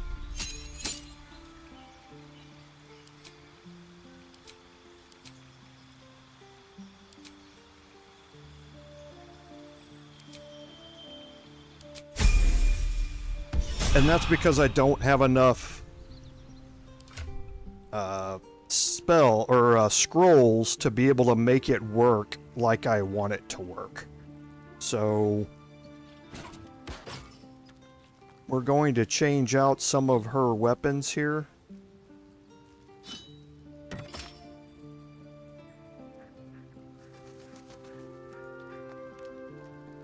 I thought I had another scale mail +1 around here.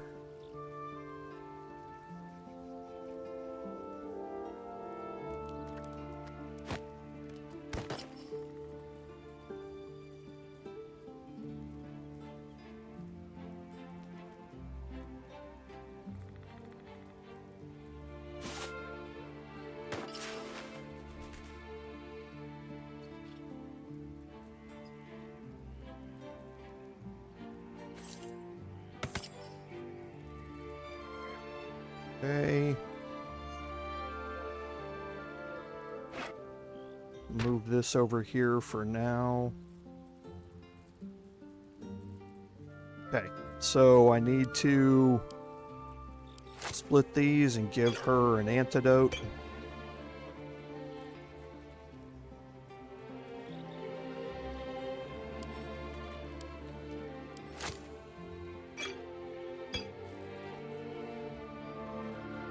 And we're going to split off 4 of these and move them over here. And I think that should be good. Oh, and I forgot one other thing. Forgot to get the mask back. All right. What now? From Lady Astarion. of Sorrows, guide us. Did you want something? If you're sure. Fine. This is again one of those quality of life things that everybody's talked about ad nauseum on the forums that we wish Larian would implement. Remembering our time, I'm growing to like the whole package. Honestly. Yes, I remembered El Scorcho. Thanks for reminding me, though. But yeah, thanks. That's exactly why I don't want to have to keep wasting time going through all these conversations, too. I could feel it as I was getting lost in your neck. Your little shakes of excitement. You enjoyed it, didn't you?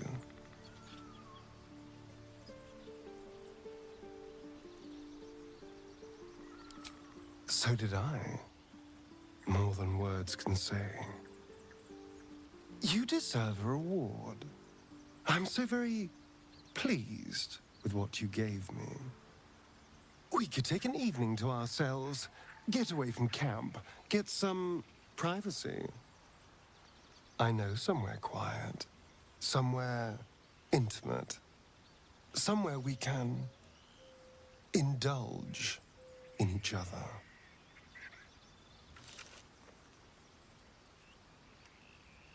Wonderful. I just hope we don't have to wait too long before we can steal away. But once we can, I promise you a night you'll never forget. See you there, lover. Hello, my dear. Darling, lead on. Okay, so Astarion's mask here. And let's see. Okay, so there's the scale mail +1.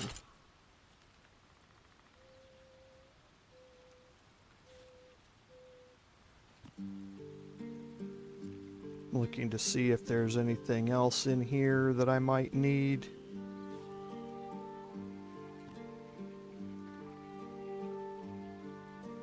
I don't think she's proficient with heavy crossbows.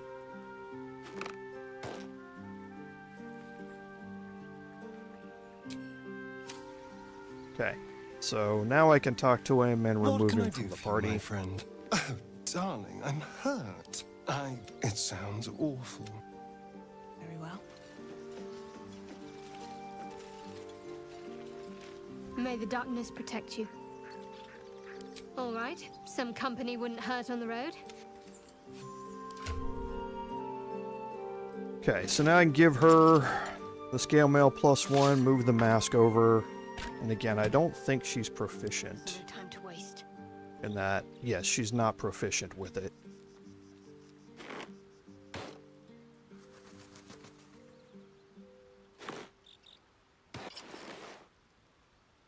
Okay. So that's more than good enough, I think, for this.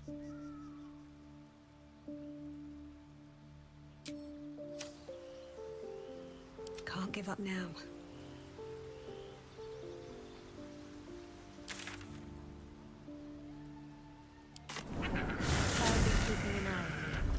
Understand? If I choose to kill you. Alright, so sorry for the poor planning on my part. This was actually kind of an afterthought. I just didn't think I was going to be playing it this way, but I'm anxious to actually try this. I have not tried this in full, so we'll see how well it works.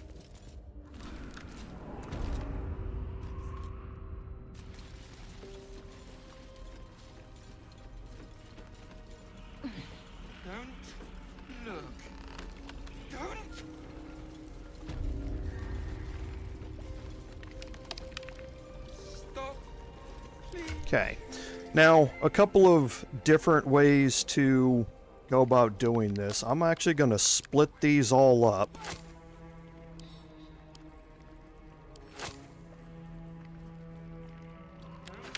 And give one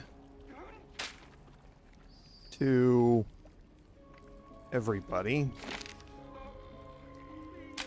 And I'm going to have them cast it on themselves. So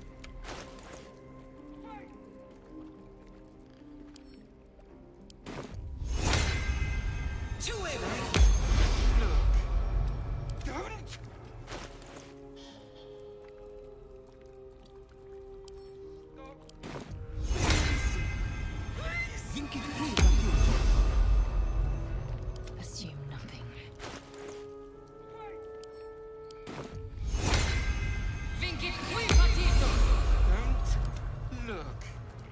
and Shadowheart is going to use one of her level 1 spell slots. Cast it on herself.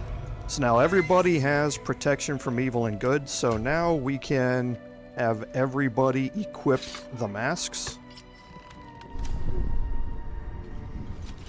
Hello, Petal. My, the mask suits you.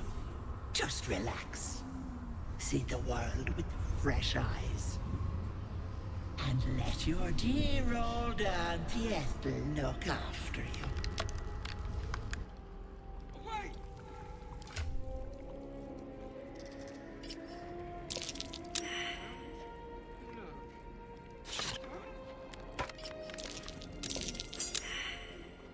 Okay.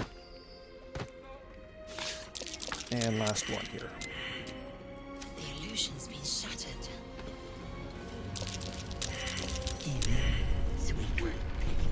Okay, so now when you're in here, everybody has a mask. And none of the people in here are going to be hostile towards you.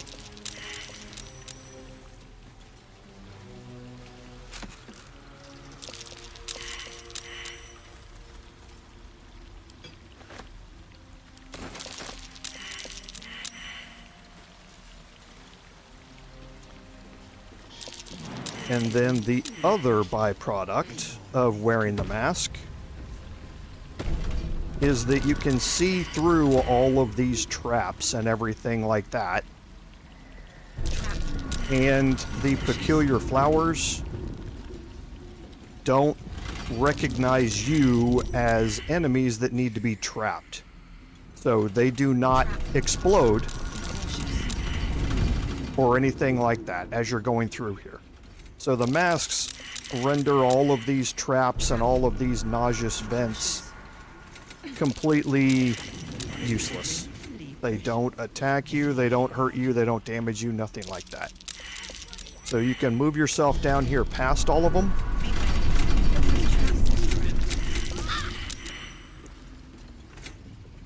Okay, that one was a little bit strange. Resist me, sweetness. And now you can remove all of the masks again.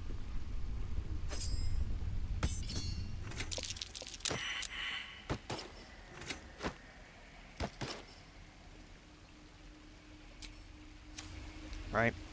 So now you're past all of the traps and everything. We all have our own individual protection from evil and goods that are cast on us.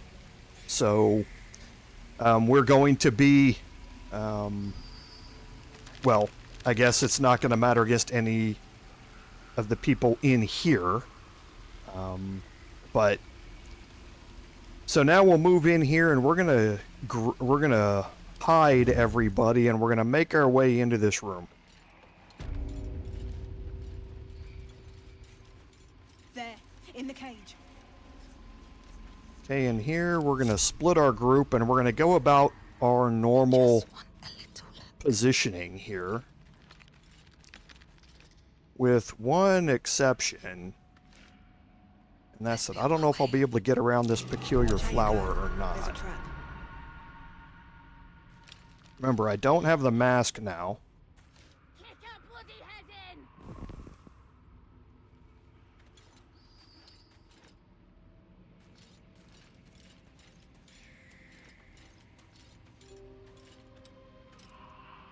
Okay. Oh, that's actually an interesting question, Eric. Watching and waiting.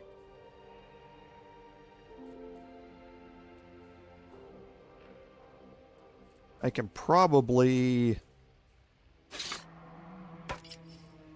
have Will keep it on.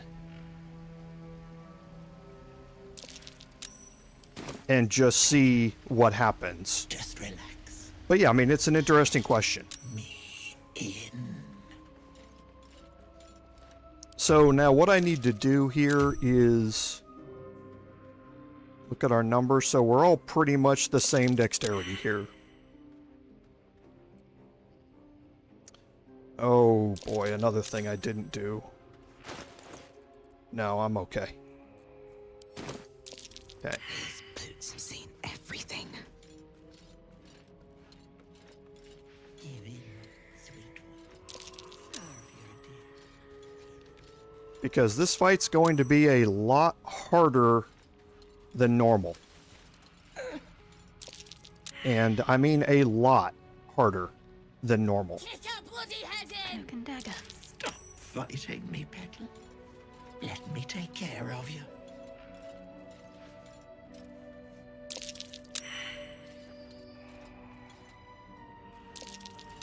Still in shadow. Not one false move.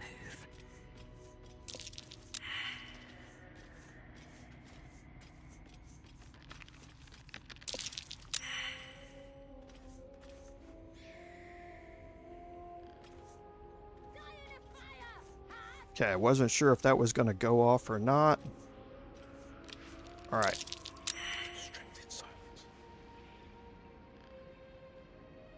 You'll break eventually, precious. They always do. Okay, so as usual, we're going to start this off with a ranged attack here against Auntie Ethel. And you can see where she is because, again, I'm not able to walk over her. She's sitting right here. So we're going to use an arrow of roaring thunder here. And we're just going to target this area.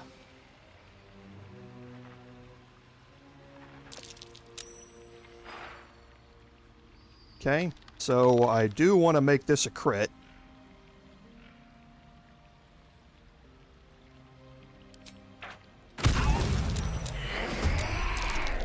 You want the girl so bad. Fine. Come, darlings. Help Auntie.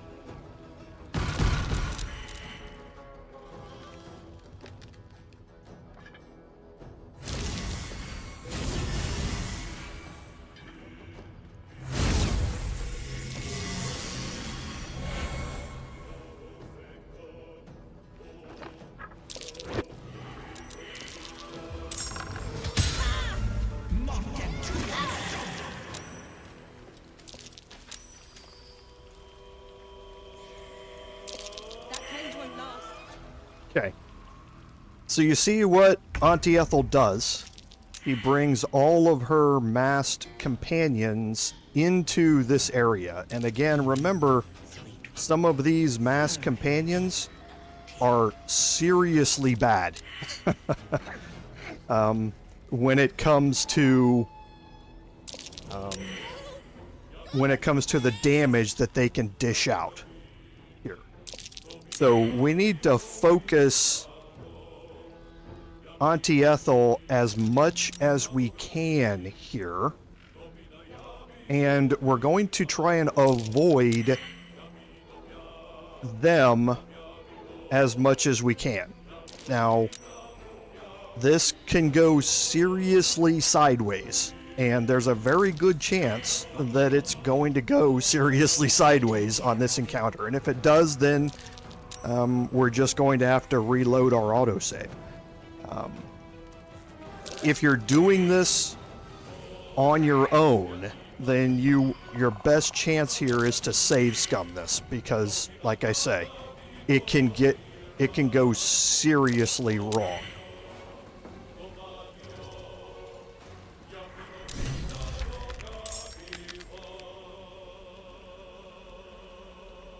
Okay, so let's see, we've got everybody. Shadowheart is the only one who is still not in combat.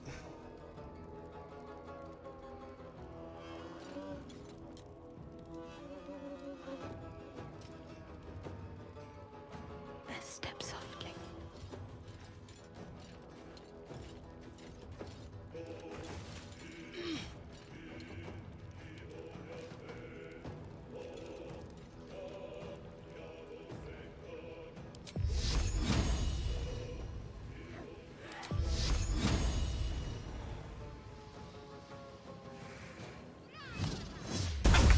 Okay, so let's bring her into combat.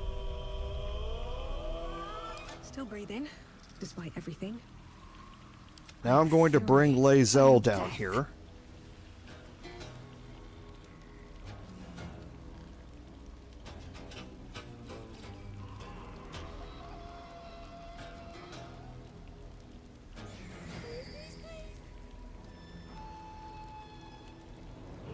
I'm thinking how best to approach this.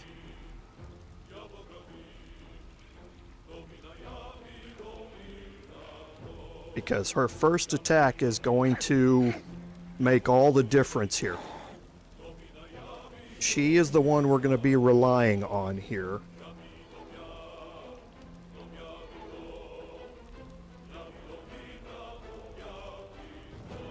So either way, it's going to use a bonus action, whether I Misty Step or whether I jump.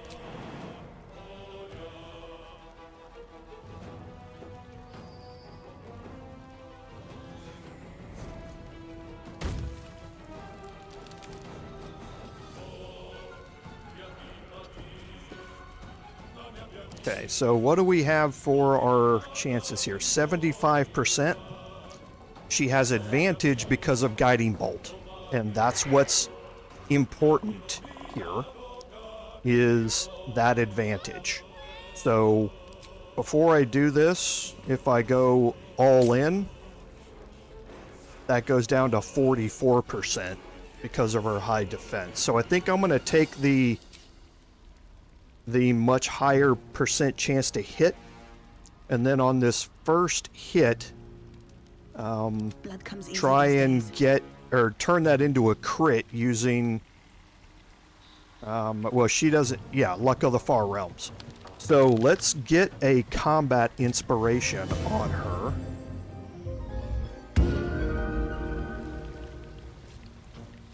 I will ascend. And now, so a 44% chance I'd have a 1d8 additional 2-hit modifier on that because of her combat inspiration. But I think I still want to take the almost guaranteed damage here. So let's start putting out some damage against her.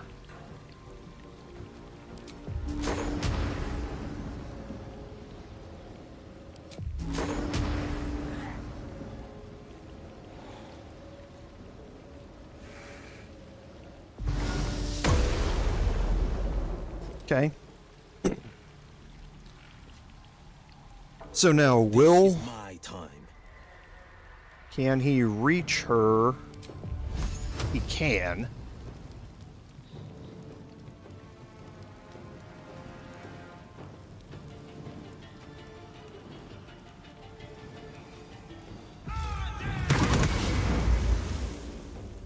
Okay. And now, Lae'zel, it is all up to you.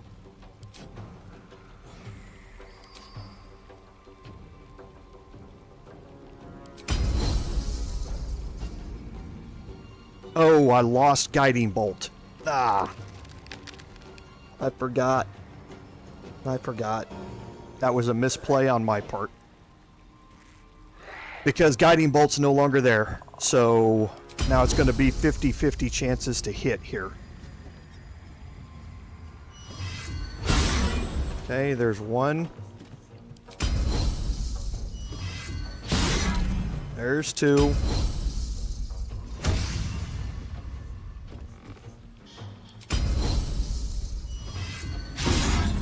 Wow. Holy cow.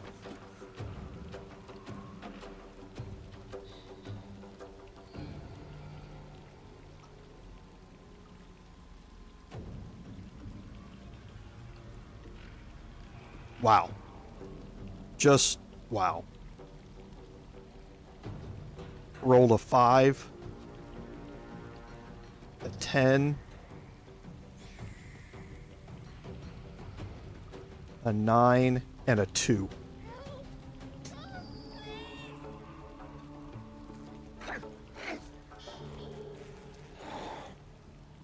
Okay. This is going to go sideways here. The reason that is that I can almost guarantee that on her next turn she's going to do Hag's Trickery. And the Mask of Vengeance here is going to attack Lae'zel, and things are going to... they're going to get bad.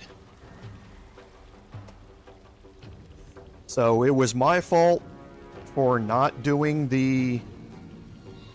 not utilizing Guiding Bolt when I had the chance to get that first attack from her and get a crit from it. That was a misplay on my part. Survival is all that matters.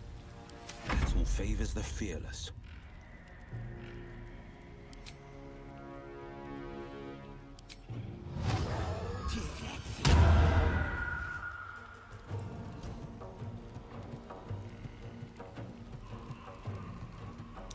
I want to get myself away from the edge here. Coming through.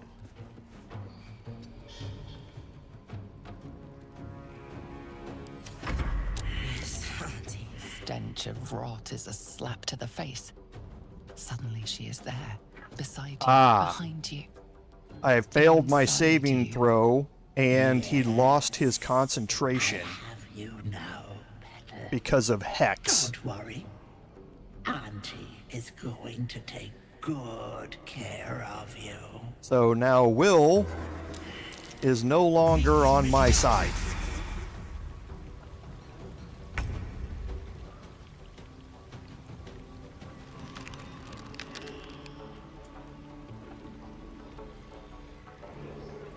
So this misplay has gotten much worse.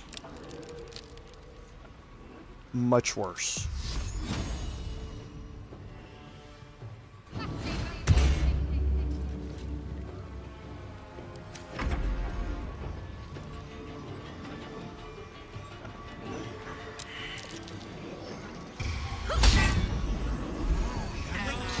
Yep, there it is. Okay, so I know which one is her, though.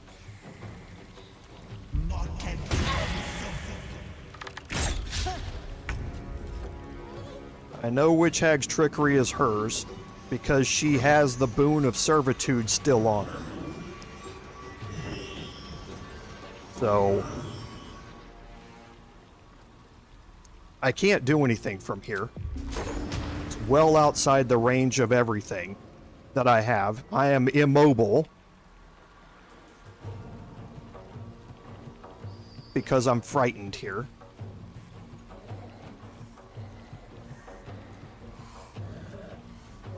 Victory awaits.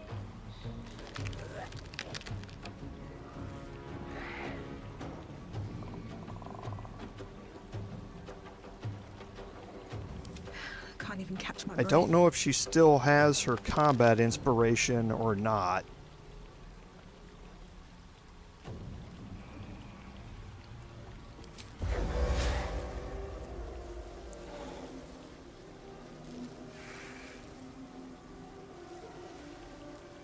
But I guess we can't while he's ranged. It doesn't matter if I immobilize him or not. Again, it's going to come down to Lae'zel. It's going to come down to Lae'zel here. So let's refresh her combat inspiration just in case it's not. In case she lost it.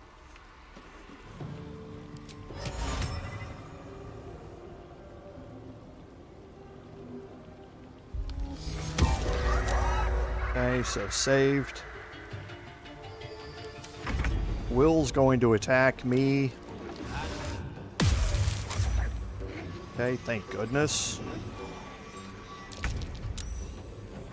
Alright, now I'm going to Misty Step so I can get away from the Mask of Vengeance here.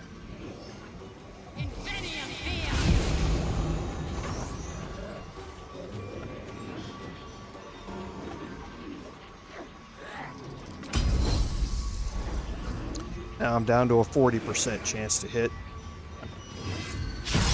Oh, this is just...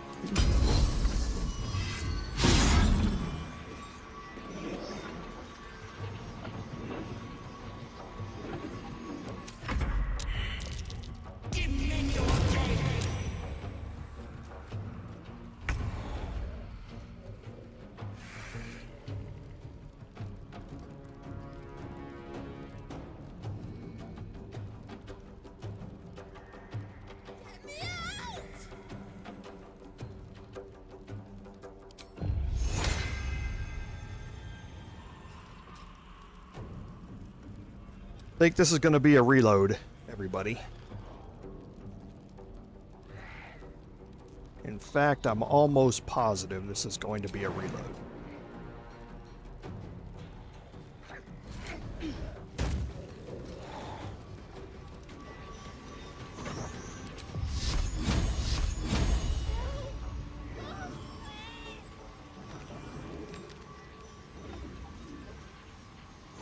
Feel my mistress's wrath.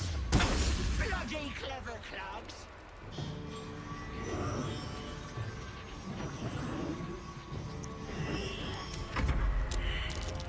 This magic.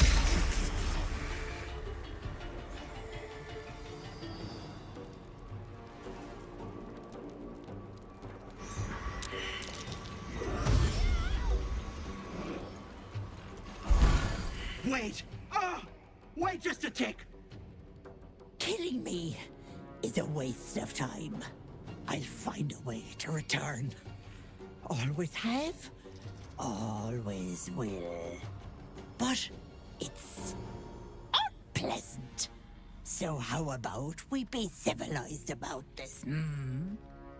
I have something you want.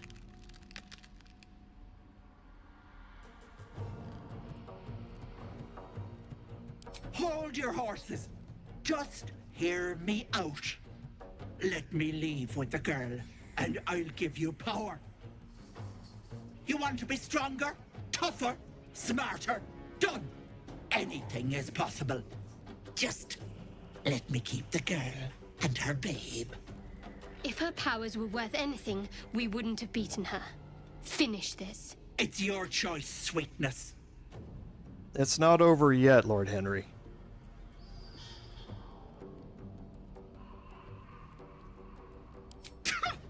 Tough talk from the oversized lemon.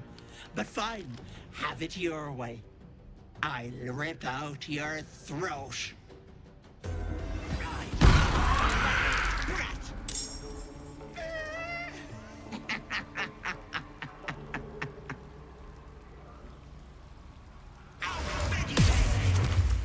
This is going to be a reload.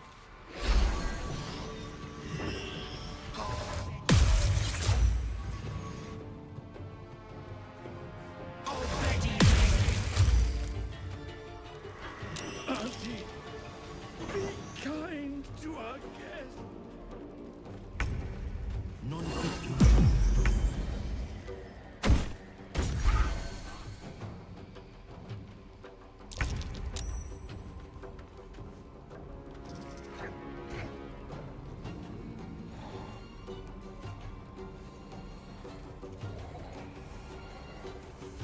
Okay, so here she is. This is one. She's got guiding bolt still on her. So where is she?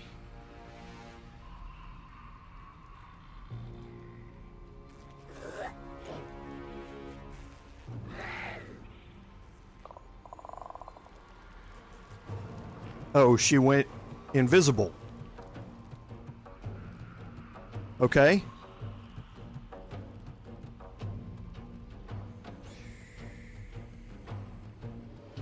Yeah, this is definitely going to be a reload. I don't even know why I'm continuing to play this.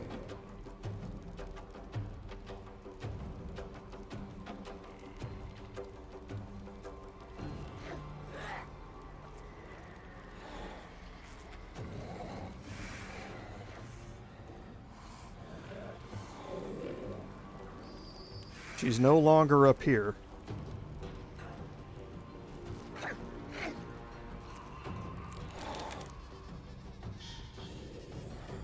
Okay, I think I know where she is.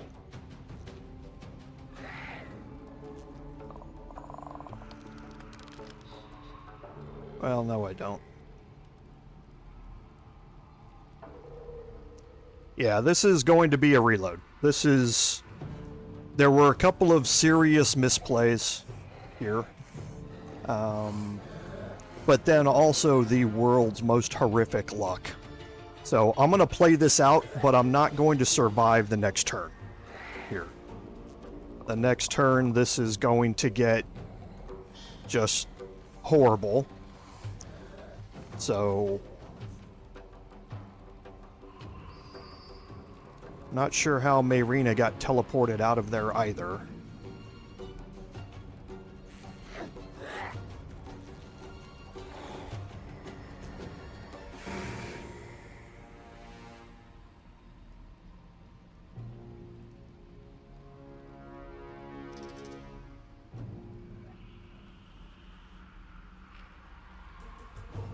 It does it.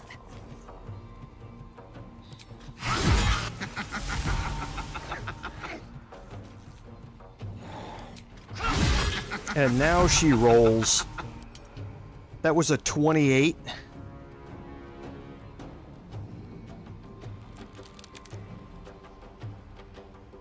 Yeah, she rolled a 19. Oh, wow. Okay, yeah, thanks. I appreciate it.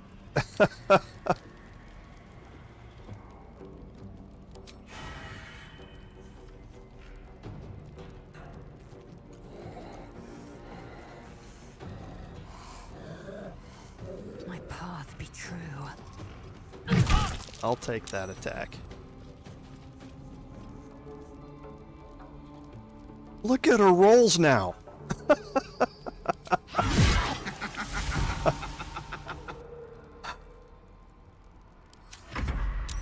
won't do it. So my only goal now is just to get rid of as many of the hags as I possibly can. They are the most dangerous out of all of these.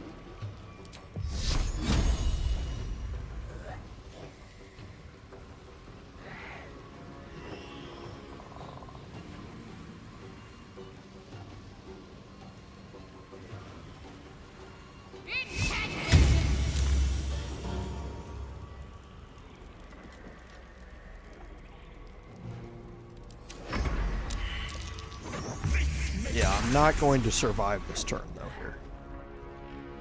I guarantee you I'm going to get everybody held, or something like that here on this turn, or just poisoned to death.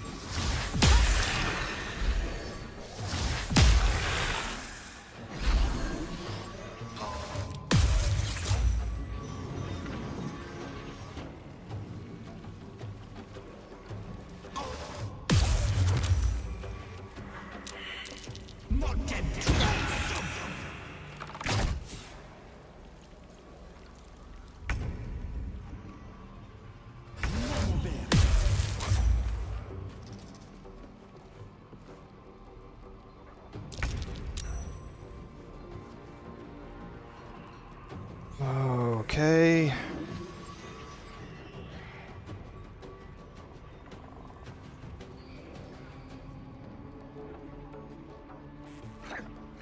Yeah, she is. She's making them.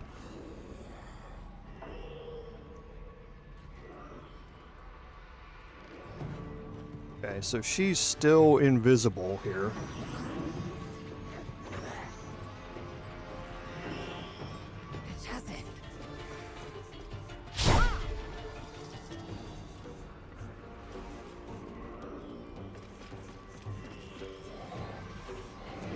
Look at her rolls.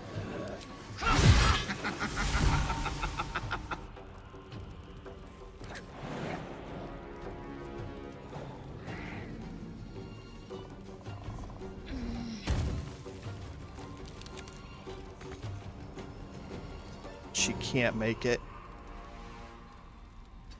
She's just a little bit short.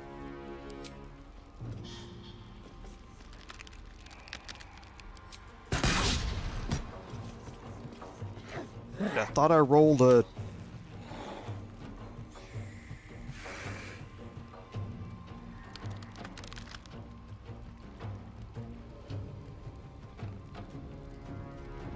I don't know what happened there.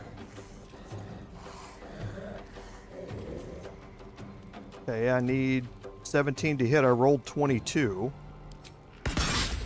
How's it missing? What's happening here?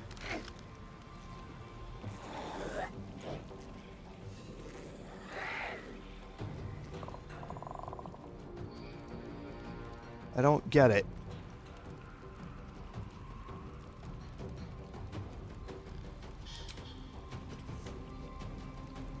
Something is being very odd here. I have no idea what happened with half of that turn.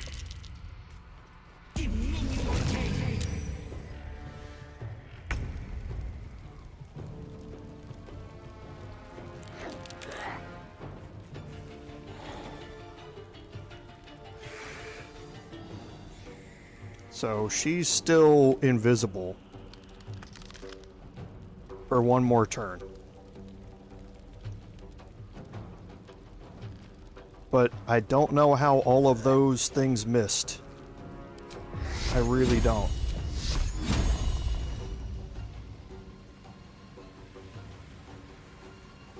Oh yeah, because I'm threatened. So I could try and take the chance and move away.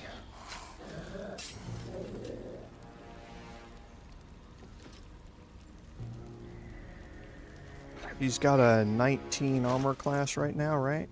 Yes, she does. So I think I'm going to take the chance and try and move away here. Take the attack of opportunity with a high armor class. Now I'm no longer threatened. Focus, strike.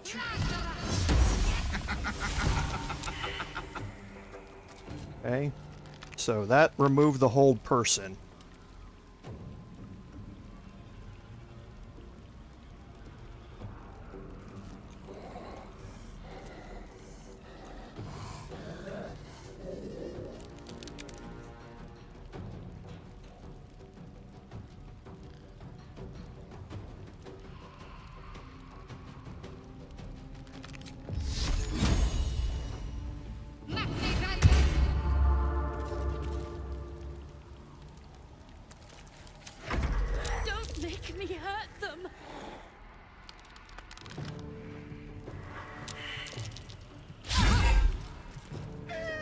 Okay, there she is.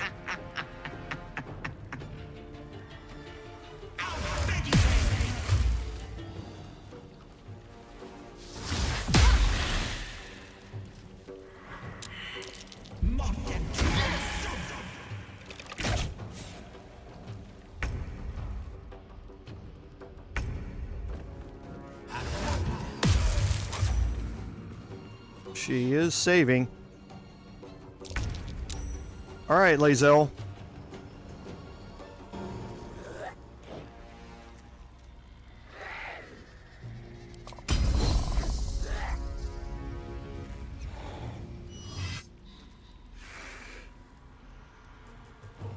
Needs a 17 to hit. I rolled a 24.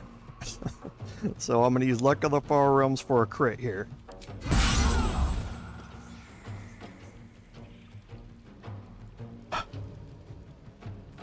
Left her with 1 hit point.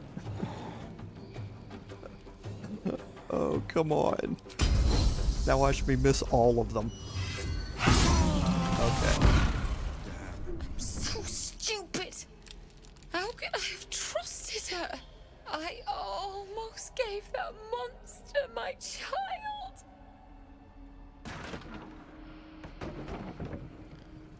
That's what she wanted. My baby. And God, I was going to do it. For him. My husband. She was going to bring him back. Bring Connor back to life.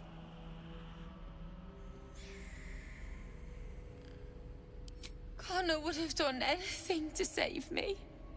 I had to do the same. I just wanted everything back. Back the way it was. It's my own fault for letting her.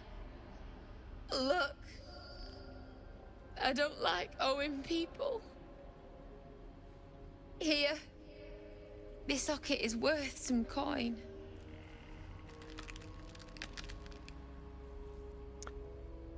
Okay, yeah, no reload needed. Yeah, the only reason that no reload was needed was because as horrible as Lae'zel rolled for her attacks and could have ended this a long time ago,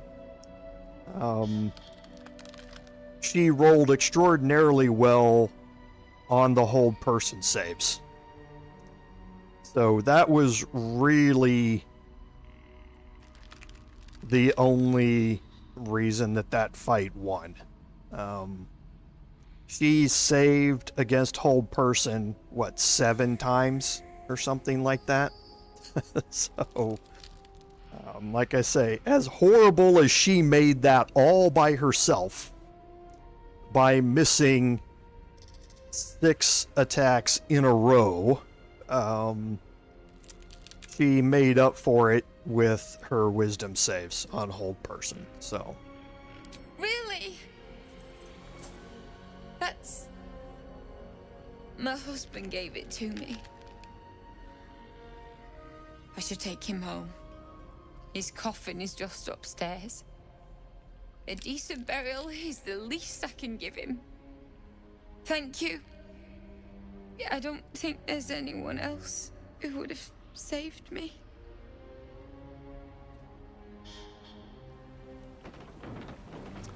Okay, so why did I do all of that?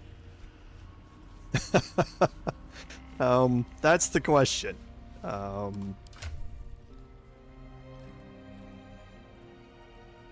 Because I sacrificed the +1 ability score from Auntie Ethel. Open up. Best be on my way. So why? And it's entirely because of you, the viewers.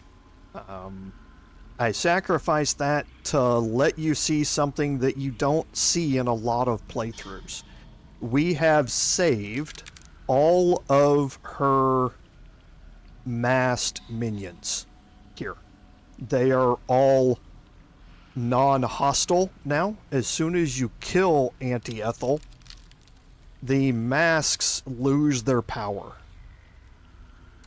So we now have the opportunity to talk to all of them and have some interactions here.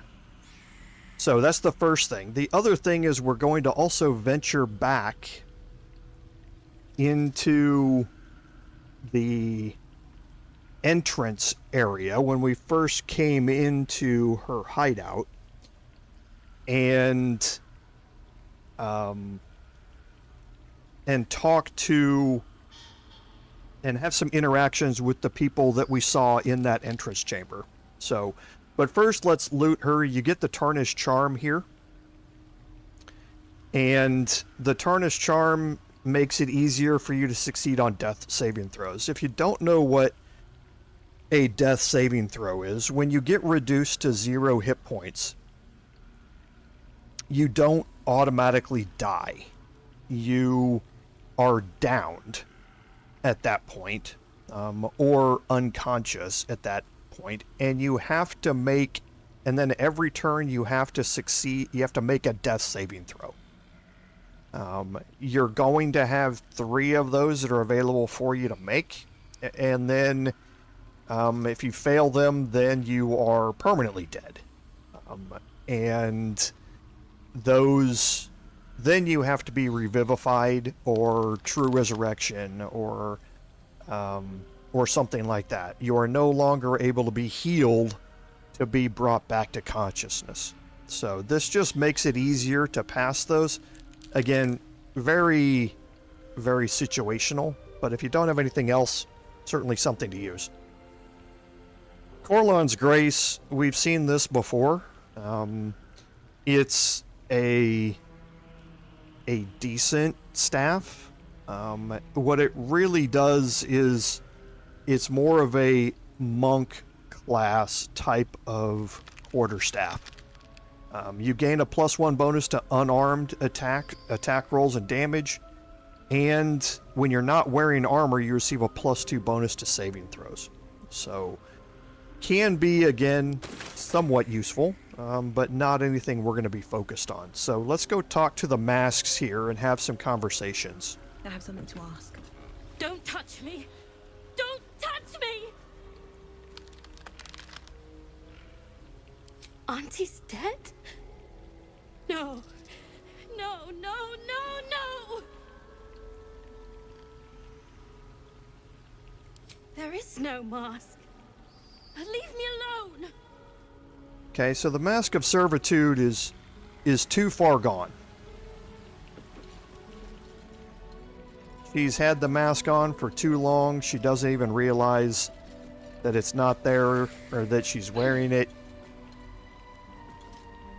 Quiet, please. Auntie is resting. Very droll, madam. Most amusing. Auntie cannot die. Okay, so the Mask of Terror is also too far gone.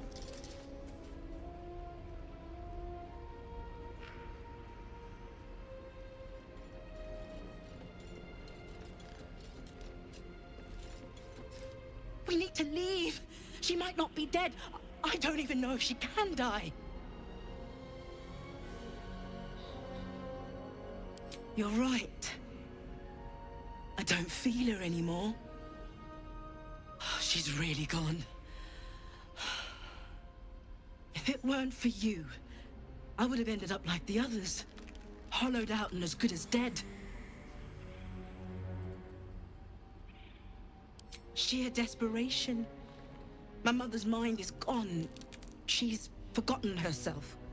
I tried medicine, magic, prayer.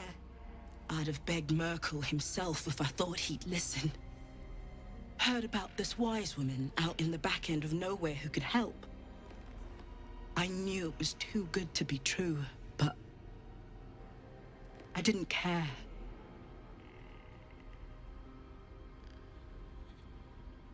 Home. To Baldur's Gate. This isn't over yet.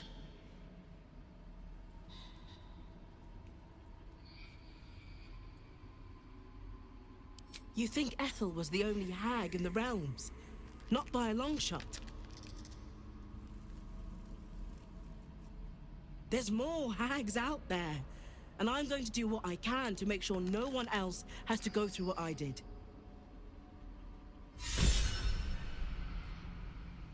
Okay, so the Mask of Regret here has removed her mask and is able to function again. Somebody hurt Auntie. I'll open their veins! I'll tear your throat out! Okay, and the Mask of Vengeance is also too far gone. Okay. So we're going to group everybody back up. And the Mask of Regret said that she was going to Baldur's Gate. So hopefully we'll be able to meet up with her again at some point. What's in here?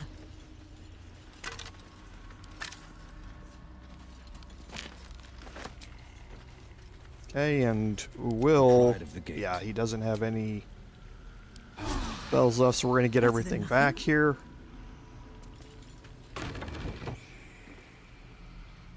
The only way to save the masked individuals is to kill Auntie Ethel in this encounter. That's the only way you can do it. So if you're interested in taking the ability score improvement, then there's no way to save them. I've played it 15 different ways. Trying to knock them unconscious, trying to do all sorts of other stuff, trying to knock them unconscious during this fight, and all sorts of stuff. Tried a bunch of different things, and it just doesn't work. There's no way to save them unless you kill Auntie Ethel in this fight. It's just, you're sacrificing a lot. You're sacrificing the +1 ability score, and that's why most people don't experience this, is because they're much more interested in taking the +1 ability score, which makes perfect sense. This is the first playthrough where I have... No traps, please. Not taken the +1 ability score. I've played this, like I said, I haven't played this fully out before. I have played it so that I've killed her and seen what happens, but I've never let it stay as the, this is what's going to happen to my character. I've always, after I did it, I reloaded and took the +1 ability score. So this will be the first time that I'm experiencing this as we go. So, Gith, aren't you worried your kind will punish you for Okay. consorting with us? So the mushroom circle takes us outside here. And again, we're able to open up all the mini-map here. Hold down left alt as you're going. And you just reach the outside here, and there's nothing else out there. So we can head back up here. We can talk to Mayrina.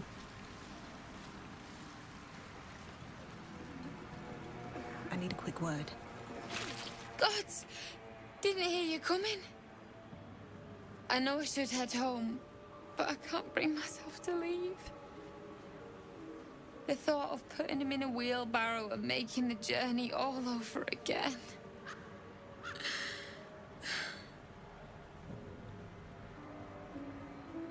What? You can?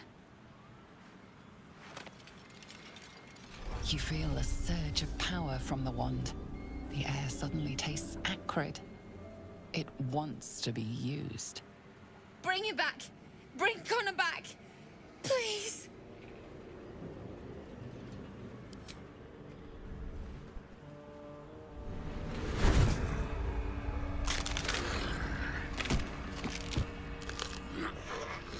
What? What's happening? Why is he still dead?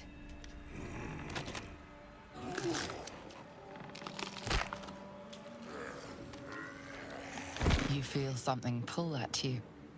The creature yearns for a master.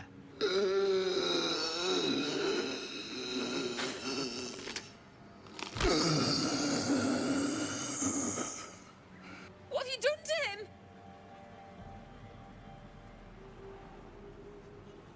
But this isn't what she promised! I wanted him back the way he was, not this! Connor? Connor!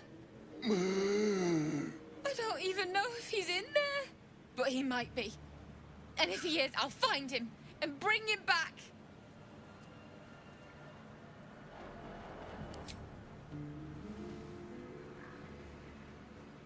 Thanks. But we'll need more than luck. A bloody miracle, more like it. I'll find a wizard or something. Maybe someone in Baldur's Gate can help us. Connor always said you can find anything in that city. Remember? And thank you, I guess. Come on, love. Let's go.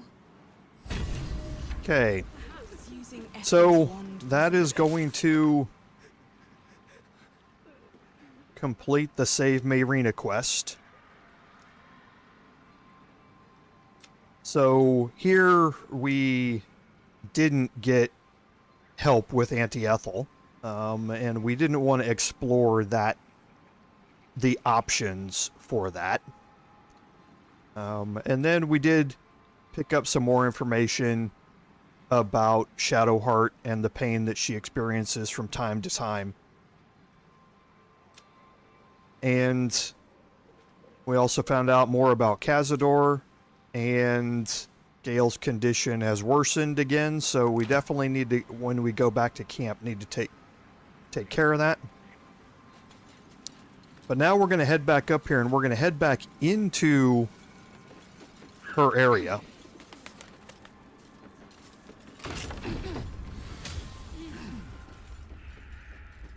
And we're going to head back down to the main entrance here.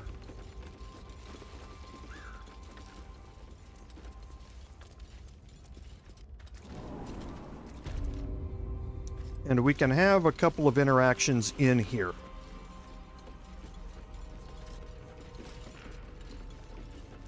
Okay. So, some of these are still the same. Obviously, we're not going to be able to do anything with stasis here, obviously, with someone's head who's been, that's been removed. But Ephraim is no longer petrified. What happened? Oh no. No. Why ain't I petrified?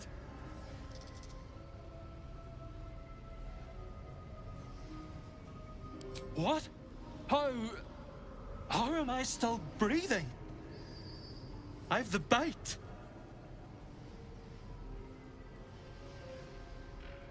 I wouldn't wish it on anyone. Your insides end up on the outside. Petrification stops the spread. I was on death's door, but now I feel great. How? Okay, so I do have some checks that I can make here. And I do have a bard option here.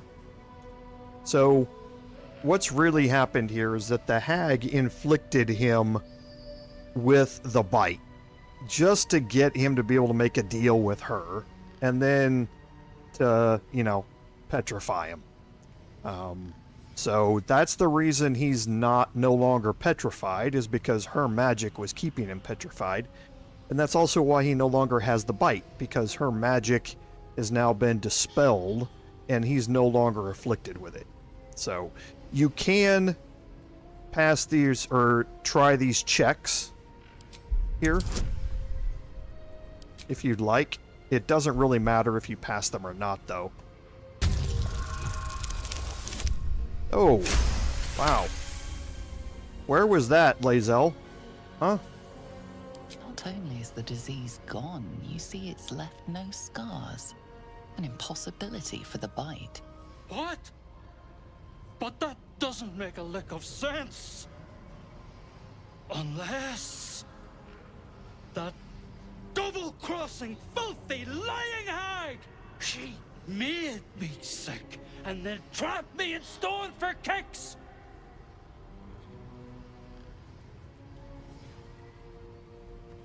I don't know! Days, years! My kids were only babes when I left. The stones know how old they are now.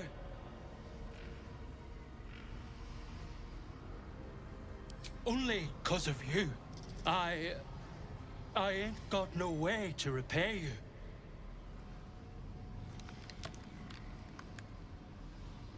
No, what you've done for me and mine today won't be forgotten. Thank you. Okay, and now Ephron's going to take off.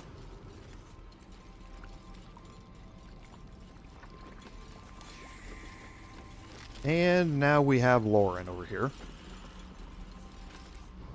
Is the hag gone? God, tell me she's gone. Oh, please. May she burn in the 9 hells. The things she did. The things she made me do. Vile. Disgusting. Good gods. You're the one. The Mind Flayer.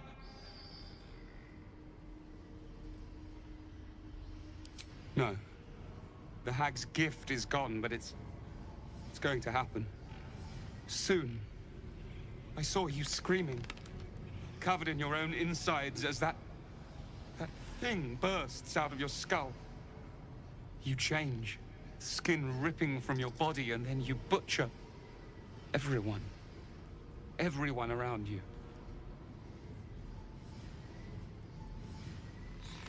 I don't know.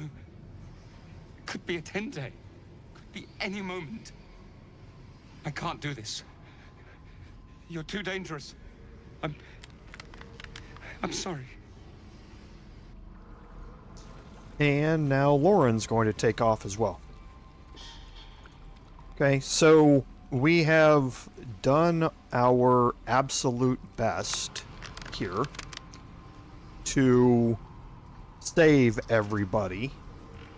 And even though there is a big sacrifice there, because I could certainly have used that 20 charisma there because of it. I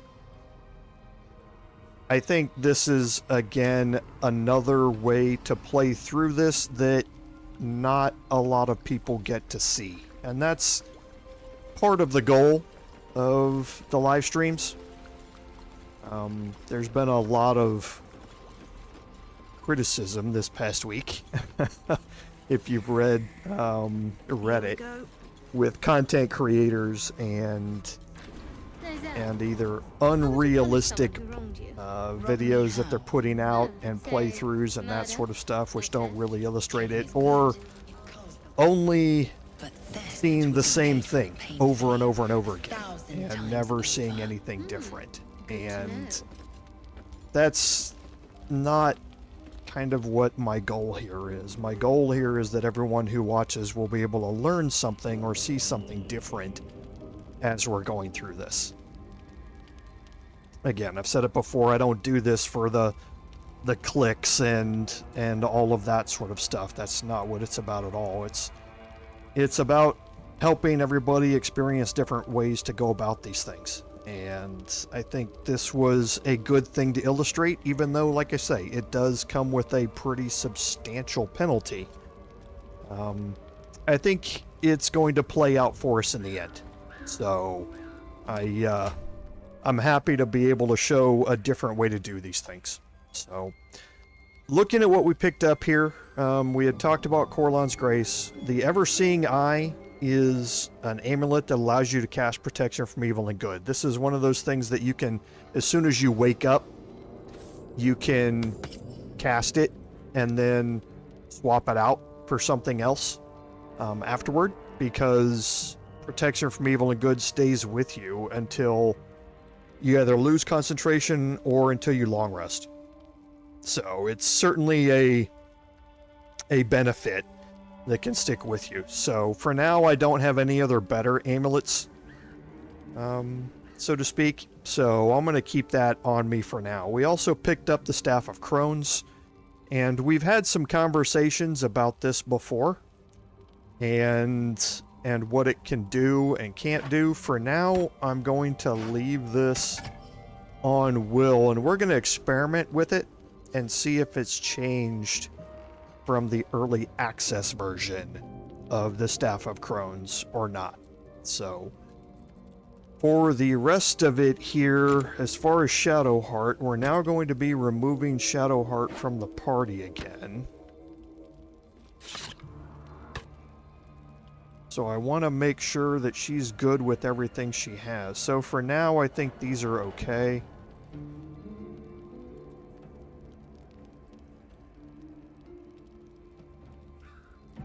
Yeah, I think these are good for now with her. And yes, so Corlan's Grace I can get rid of, and I'm going to here in a second. Actually, Chimera's Locket is actually going to be more useful than the Ever-Seeing Eye on a regular basis. Being able to cast Dancing Lights can be very, very useful. So, okay. So here we are. We have cleared out all of the overworld map with the exception of one thing. And this is going to be another fun fight to have. However, what we're going to do here is head back to camp. We're going to take a long rest. We're going to have any conversations we need to for the last few minutes of the stream. And then we're going to head back and sell off any of these items that we can and get kind of moving that direction. We're not going to have enough time to do all of that today before we run out of time here. And I can't go very long because, again, I need to get ready for the next stream, for the Paladin live stream that's coming up here. So let's have some quick conversations and then we'll end the stream for today. Soldier?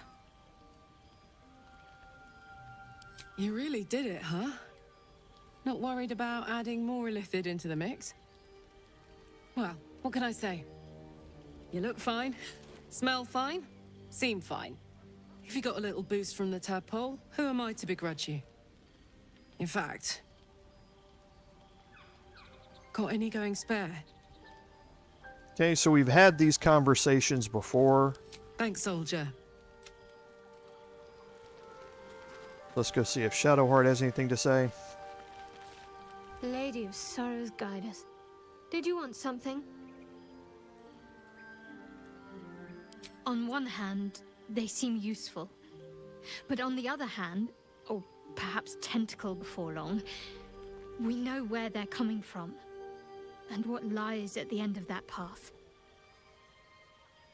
I never expected Ceramorphosis to be tempting. I think we should resist these powers. There's simply too many unknowns for us to risk it. No worries. Thanks for being here, Eric. I appreciate it. So I do have a chance to make a persuasion check here.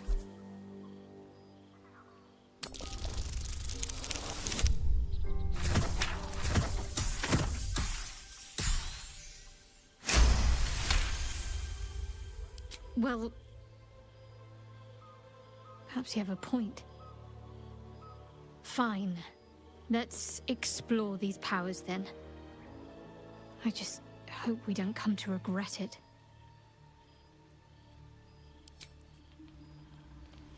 Okay, so we'll head over and talk to Astarion, and Astarion might have a lot to say about Cazador here. Hello, my dear. I won't lie. It's tempting. If I keep the tadpole, I risk transforming into a grotesque monster. If I lose the tadpole, Cazador has control of me, body and soul, and I return to the shadows. It's grim either way. So why not sell what's left of my soul to a devil? Better he has it than Cazador.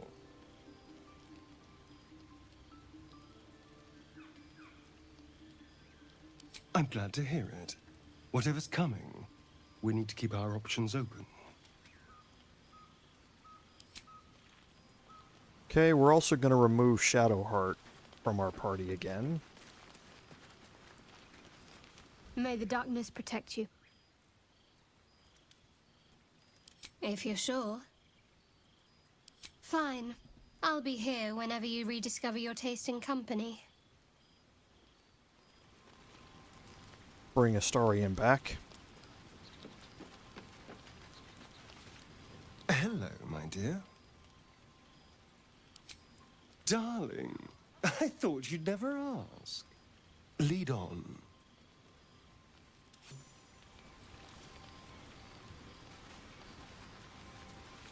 Speak.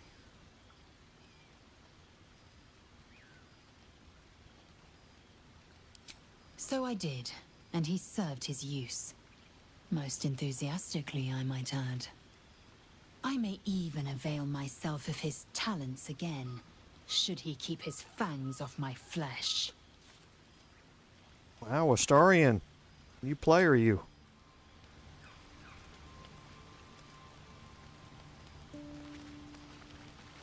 Oakfather's blessings to you. Okay, there's going to be a lot that we're going to have to talk to Halsin about. So let's not do that yet.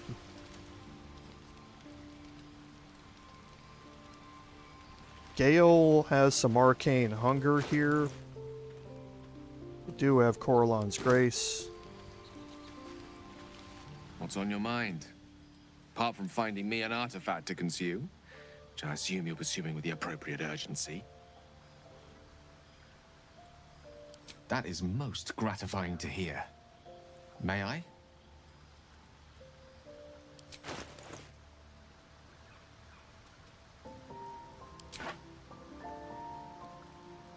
Thank you.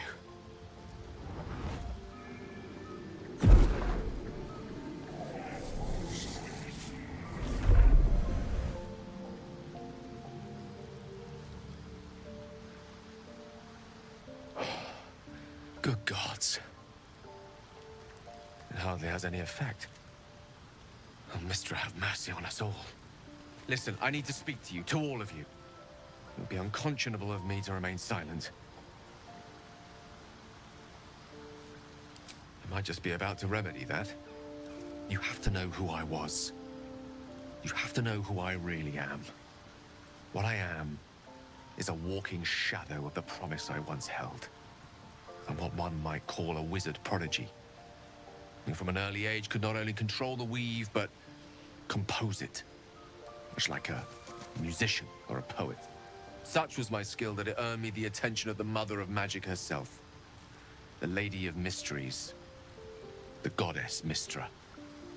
She revealed herself to me and she became my teacher. In time, she became my muse. And later, even my lover. I am, after all, the villain of the tale.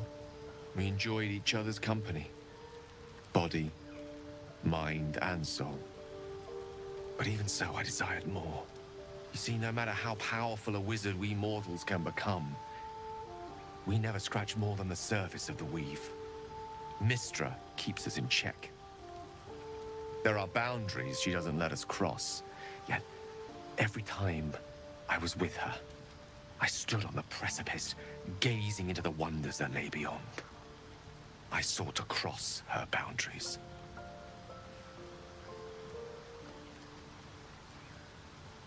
I tried to convince her. I pouted. I pleaded. Swore my ambition was only to serve her better. She only smiled and told me to be contented. Inconceivable as it seems to me now, I shared a bed with a goddess, yet I wasn't satisfied. So I sought to prove myself worthy to her instead. We come now to the crux of my folly. Shall I share the story behind it, or would you rather head straight to its sordid finale?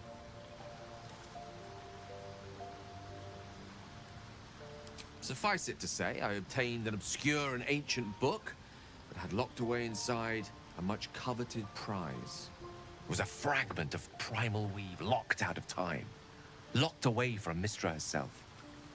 What if, I thought, what if, after all this time, I could return this lost part of herself to the goddess?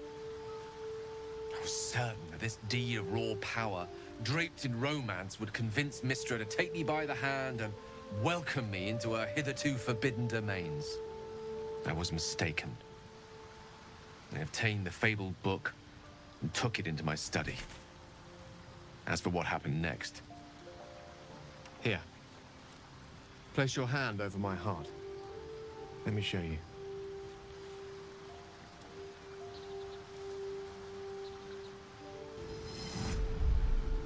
You feel the tadpole quiver as you realize Gale is letting you into the dark.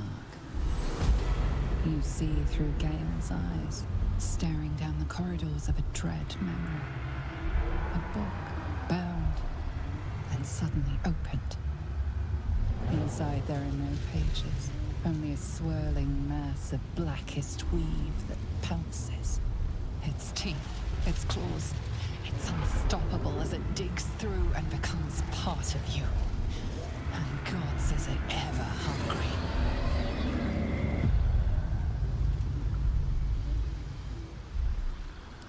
Thankfully, the moment I absorbed the fragment wasn't enough to kill me outright. It was only the beginning.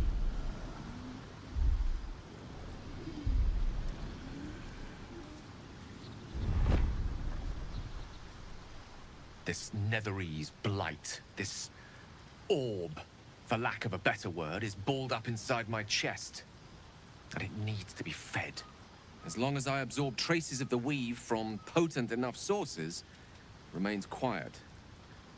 Were it ever to fully destabilize, however.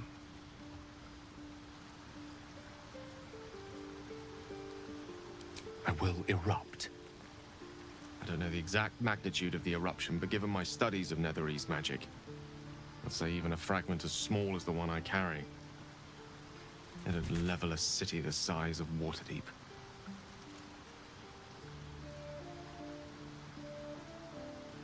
We might chance upon a king's collection of magical artifacts around the corner. We might cross paths with a miracle round the bend. Then again, we might not. All of this, it must feel like a betrayal. Say the word, and we'll part ways. That is a great relief. Oh, a great relief indeed. You truly are a soul that steals my own. From all my new rallied heart, I thank you. I thank you all. I understand if you stand against me. I'm humbled if you stand with me. Either way, I will do my best not to let you down. I stand at a precipice, but if you do not give up hope, neither shall I. I'll fight. I'll resist as long as I can. Now, even I am tired of the sound of my own voice. Let us venture forth. Okay, so we learned much more in-depth details about Gale's condition, and we're going to stop our playthrough this week here. We're going to start off next week by having a much longer conversation with Halsin, We're going to talk to Will as well, and then we're going to head and sell our items before fast traveling over to the Githyanki Patrol. We're going to have that encounter. We are not, however, going to continue on into the Mountain Pass. We are going to then adventure into the Underdark to start that section of the playthrough. So there's going to be a lot of interesting things happening next week, and I hope all of you are able to join me. And again, just as a reminder, at 2 o'clock we will be starting the Paladin livestream, picking up inside the Goblin Camp where we left off last week. So as always, I'd like to thank everyone for joining me today. Without your support, none of this would be possible. This is Commander Jorval saying until next time, fare thee well.